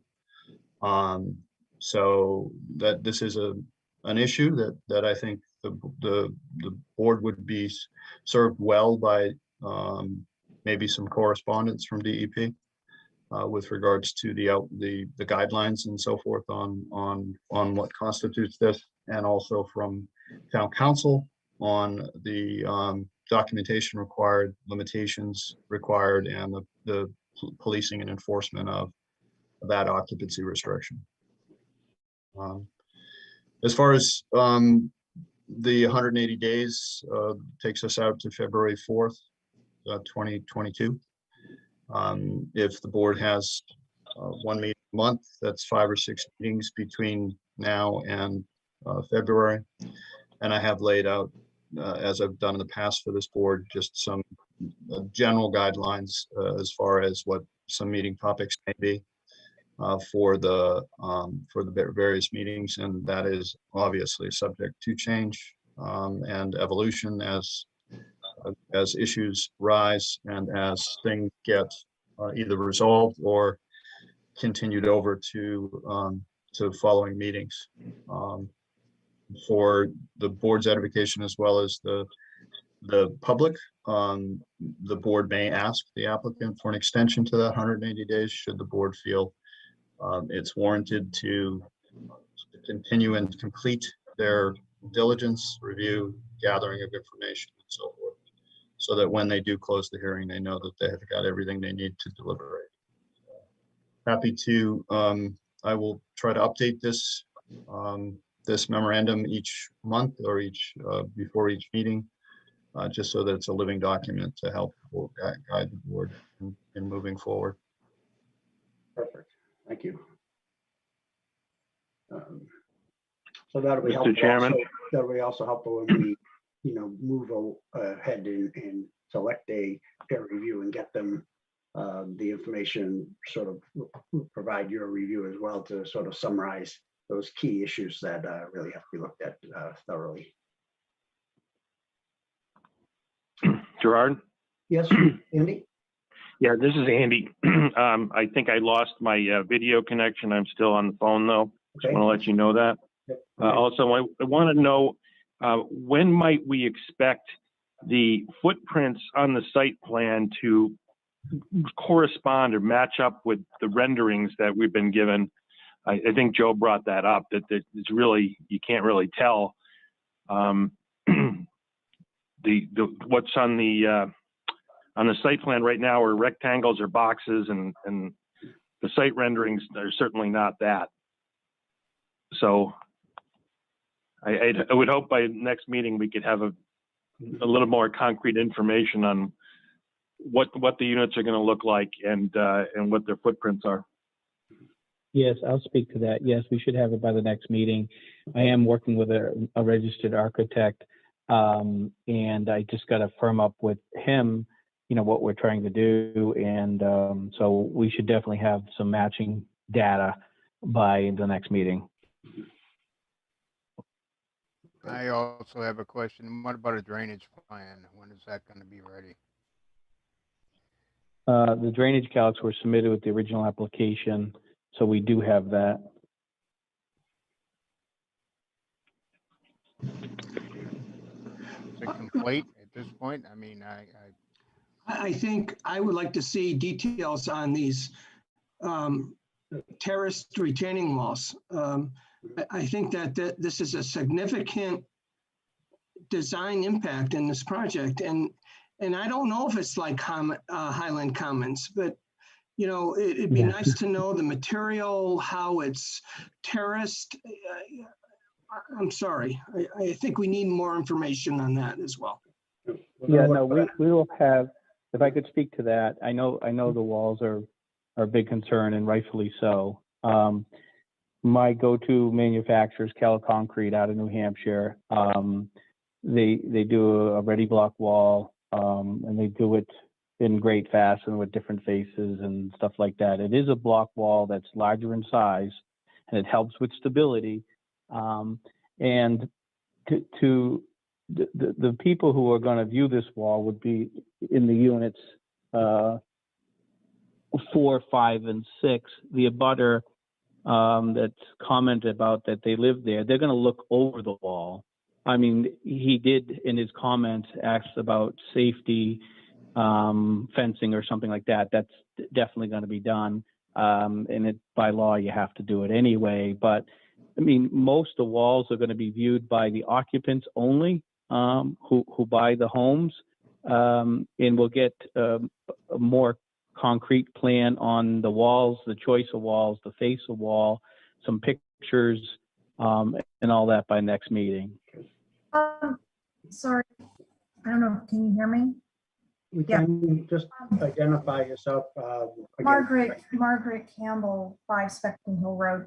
I think having some visual simulations from the abutters view, what that's going to look like, would be very helpful, would go a long way in terms of understanding. Understanding what that really is going to look like. So pictures of what the material is, that of course is great. And then put a fence next to the other neighbor, images of what specific fence you're specifying there would be good too. Okay. And I just want to say that if you do hire a hydrologist that's going to be looking at the impact of the wells and the septic and everything, I hope you're going to have them looking at the drainage, starting from Century Mill Estates down, and how it goes through there. I've lived here for 30 years. I have a pretty good idea of how the water goes there. So just have that in their scope. And I'm wondering, with so many things missing, a landscape plan and various things, is the plan really final, so that we have to start the 180 days? I can answer that. This is considered a complete application. The applicant may be asking for additional waivers, but the application that we received is typical for a comprehensive permit.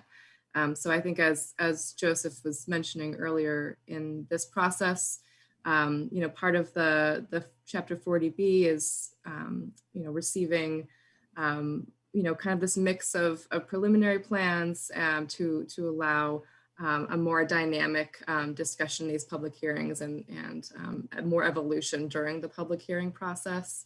I'll also just note that there's been discussion of Century Mill Estates. So I should just say that is a subdivision that is not complete yet. And any drainage concerns with that project should be dealt with that project. So there has not been an as-built plan submitted for that project. So I would just ask that abutters might keep that in mind as we consider drainage on this site. You can't separate for Margaret. Wait a second. I'm sorry. Please Go ahead, address your intent to have a question or a comment to the board, and then we'll identify you. We can't have people talking over each other. It's not productive.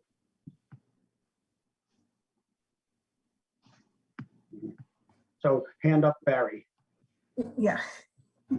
I'm sorry, Mr. Chairman. I disagree, Valerie. How can the application be complete and the timetable start when Joe said we need landscaping plans? We're looking at a project that's going to decimate the vegetation on this 4.7 acres. And yet we don't know what the developer's intent is to replicate or mitigate this. So how can the 180 days start when in fact the application is missing landscape plans? So Joe, I was going to answer what Joe can answer. Yes, Mr. Chairman, it's statute. And the statute says the 180 days starts from the opening of the public hearing. So when we advise boards with regards to review of applications, when they come in, the board has 30 days to set up the public hearing. They need to start to get those plans disseminated to town boards and so forth and so on. So the advice we give is get it in, or get the meeting set up, open the public hearing, and then and then request that additional information either through your peer reviewers or like tonight we're telling the applicant that they do. Now understand, it behooves the applicant to act in a timely manner, to get information the board's requested in a timely manner so that it can be reviewed. When the board starts to come up against that 180 days, we will have a very good memory that maybe that information was not timely forthcoming, and its justification for request of an extension of the 180 days. And certainly if it comes to blows and the board says that we don't have the information we need, or we didn't get the information we need, then certainly anybody advising the applicant would say, give the board another month, or give the board whatever they need. Thank you, Joe, for that explanation. Appreciate it. Okay. And sorry. Yep, Margaret, you started to talk, so go ahead. I didn't figure out how to do that, sorry. Yeah, that's okay. I just want to say that water doesn't separate. So, it doesn't have to come from Century Mill Estates. The fact that it's from Century Mill Estates is not relevant. The fact is that there's a lot of water on Spectacle Hill Road that ends up in the pond behind my house, and it does drain out that way. So it's not separate. It's there, it's real. It's a connected environment, so. Yeah, it has to be dealt with. Right. Understood. But to Valerie's point is, if there's something specific to happening at Century Mill, there is still a process for the from at that point to start with the Valerie and the planning board or Century Mill. And if some of it drains down into our project, as far as what we're doing, we're certainly going to have the applicant address it. But there are two avenues on that process. Okay. So certainly, I think we need to schedule a site walk. I think all the members would benefit from seeing the site. And a site walk is, we arrange it with the applicant, a time and a place. The board is not considered an open meeting. We don't deliberate. We're there to fact find and look at the site and ask questions. But it's so my understanding is it's not necessarily an open hearing. Butters can potentially go if the applicants deems it okay, but it's certainly something that the board needs to do so we can sort of put into our mind some of the concerns you've raised by actually seeing the site and saying, okay, this is where those retaining walls are going to be, and this is where that's draining is a problem and things like that. So I'd like to, within the next couple weeks, do a site walk to the extent people have availability on the board, and the applicant could arrange for a meeting like that. Yeah, I'll speak on that. Yeah, I could definitely have the site ready for a walk within like 2 weeks. What I mean by ready is I'd like to put some stakes up for the retaining walls to show their locations and stuff like that. That isn't too hard to do. We do have really good control out there now. There's been several surveys that have been done with the property. So there's a lot of iron pins and bounds and stuff like that, drill holes and walls and stuff like that, that people can quickly see where we are. So within, say, 2 weeks from today, I could definitely, or just after 2 weeks from today, I should say, definitely invite everybody on there, and the abutters would be welcome. I'm not afraid of the abutters coming, and I'd like to share my thoughts with them with the project. So that's what I feel. If I could have a couple of weeks just to lay some stuff out, mainly the walls, and if somebody else wants something else laid out, that way we can do it. Okay. Do you have a particular date that you could say, let's schedule it so that we can verify with our board members that that's going to work, a date and a time, and then we can actually put that on the calendar? Yeah, so if today's the 10th, we could do you want to do it during the week, on the weekend, or what is better for everybody? I would prefer a Saturday myself, but that's like a 9 o'clock time on a Saturday, potentially, for Brad? Yep. Yeah, something early morning, someone before noontime on Saturday, whatever we can work out. But I mean, trying to do it during the week and get daylight and all that stuff is just going to be a problem. Right, and people's work commitments and stuff. I know you guys, most of you guys are volunteers. So, how does? Well, Joe's not. There's some other people involved. That's what I mean. For the board. I know all the board is right. So I'm not available until after the 28th. You're not available on the 28th? Until after the 28th. How about the 28th, which is a Saturday? Yeah, I won't be around. Okay. So I would say. But I can do it any day. It doesn't matter. Other than that. Okay. On a Sunday? You want to do it on a Sunday? How about the 29th then? Works for me. I could probably do that without a problem. So do the 29th at 9 a.m.?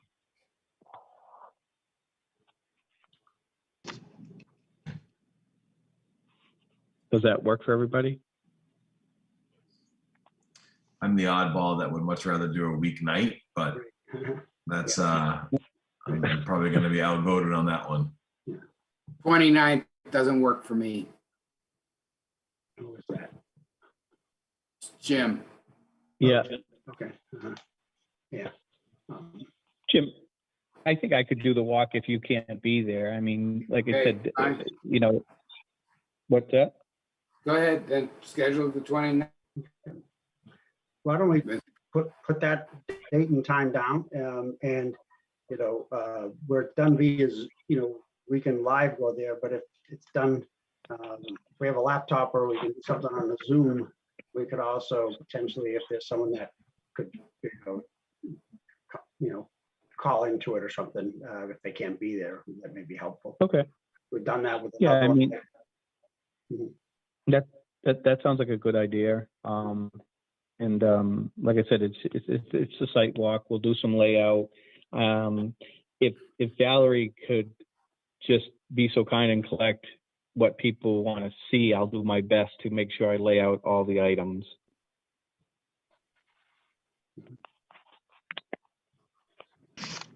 Okay, and that so next hearing, we normally we have items that we know we've already asked for at the sidewalk where we've asked for some additional documentation. We haven't been able to select a peer review yet, so we won't be able to like schedule like when we've given them the documentation and we can review their report. But do we want to schedule a meeting a month from now and then? Yeah, that works for me if it's okay with everybody else, because that'll be after the site visit. Right, and then if there are documents that we do get some that, maybe by that time we will have proposals from the 40B peer reviewers, and we can decide on, look at the costs of those and see what works best for the board. Okay. So Valerie, do you have like a month from now on, if a Tuesday works, like at 7 p.m. For the board, if you can look at a calendar? I don't have one in front of me.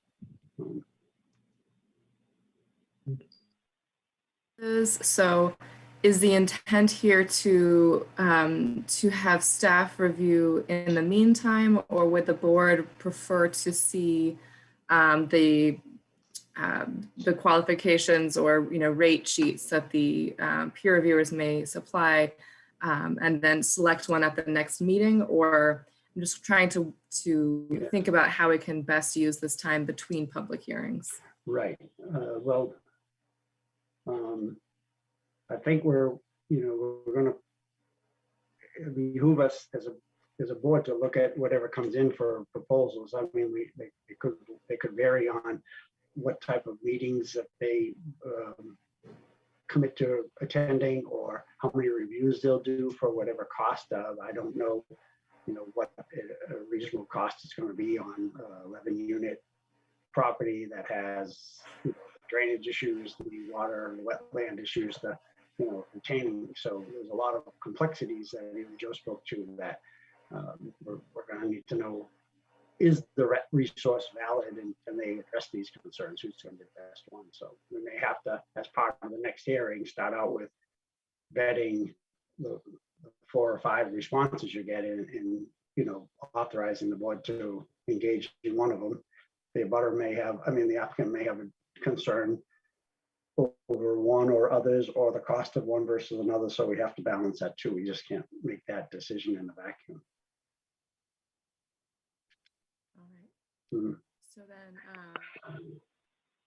hopefully by a month from now, we would have all of them in, and you could distribute them to us in advance of the board to look at, so we could hit the road running at the next meeting if we had those to make a decision on. You think that is reasonable, Joe? Yes.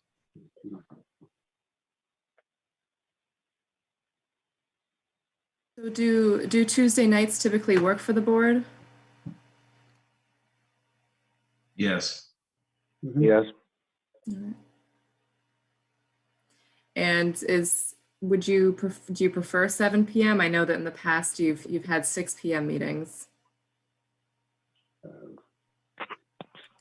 7 is good. I mean, people are starting to do a little more back to work potential hybrids and things. So the flexibility to maybe have a little later start at 7. If this meeting, trust me, has gone longer than I would have normally anticipated for the first hearing, but we had a fairly decent flow and a lot of items get reached. So if we have a 7 o'clock, knowing what we're doing, we could maybe put a hard stop for like 9, and again, we'll move the process along as we get more focused on what we're looking at.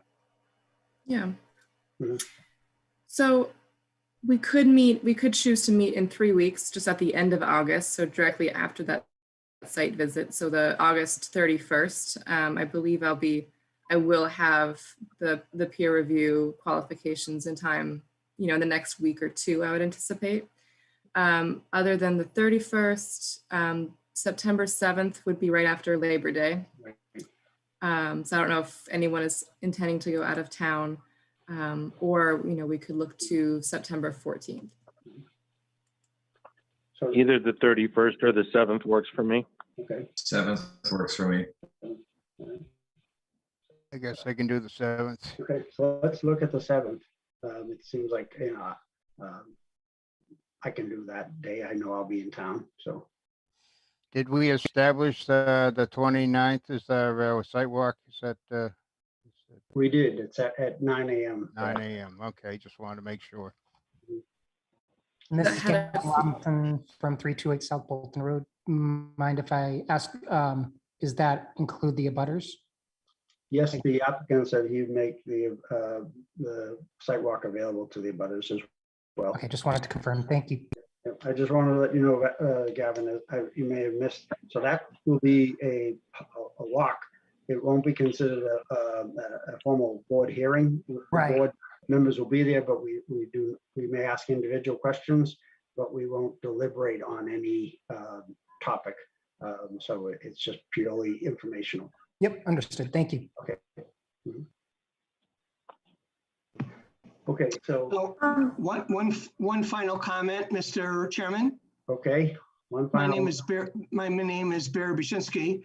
Mr. Chairman Hearn, I want to thank you and the board for being patient and listening to all of the abutters' concerns. I know I've been on the planning board for 7 years, a long time ago, and I know that it's a lot.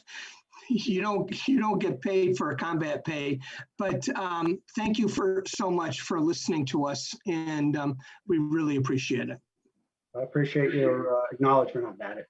That board does work pretty hard when we have meetings and, but we do want to do the best for the town and for the, Well, we appreciate it too on your side, so. Thank you.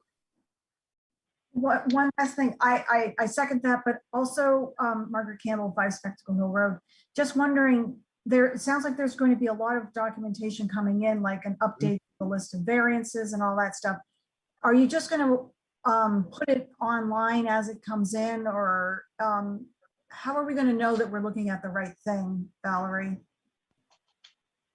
Typically, that's a great question. Typically, what I do is as additional information comes in, I would post it. What I do with the planning board, at least, is I post it to that website that has all the other information for Mallard Lane.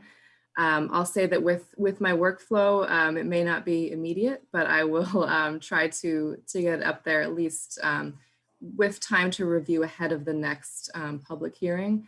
I certainly want the board members as well to be able to have that appropriate time to review materials. It does, of course, happen that some things come in, the day before or the night before, so I can't always abide by that, but I will do my best to make sure all information is public.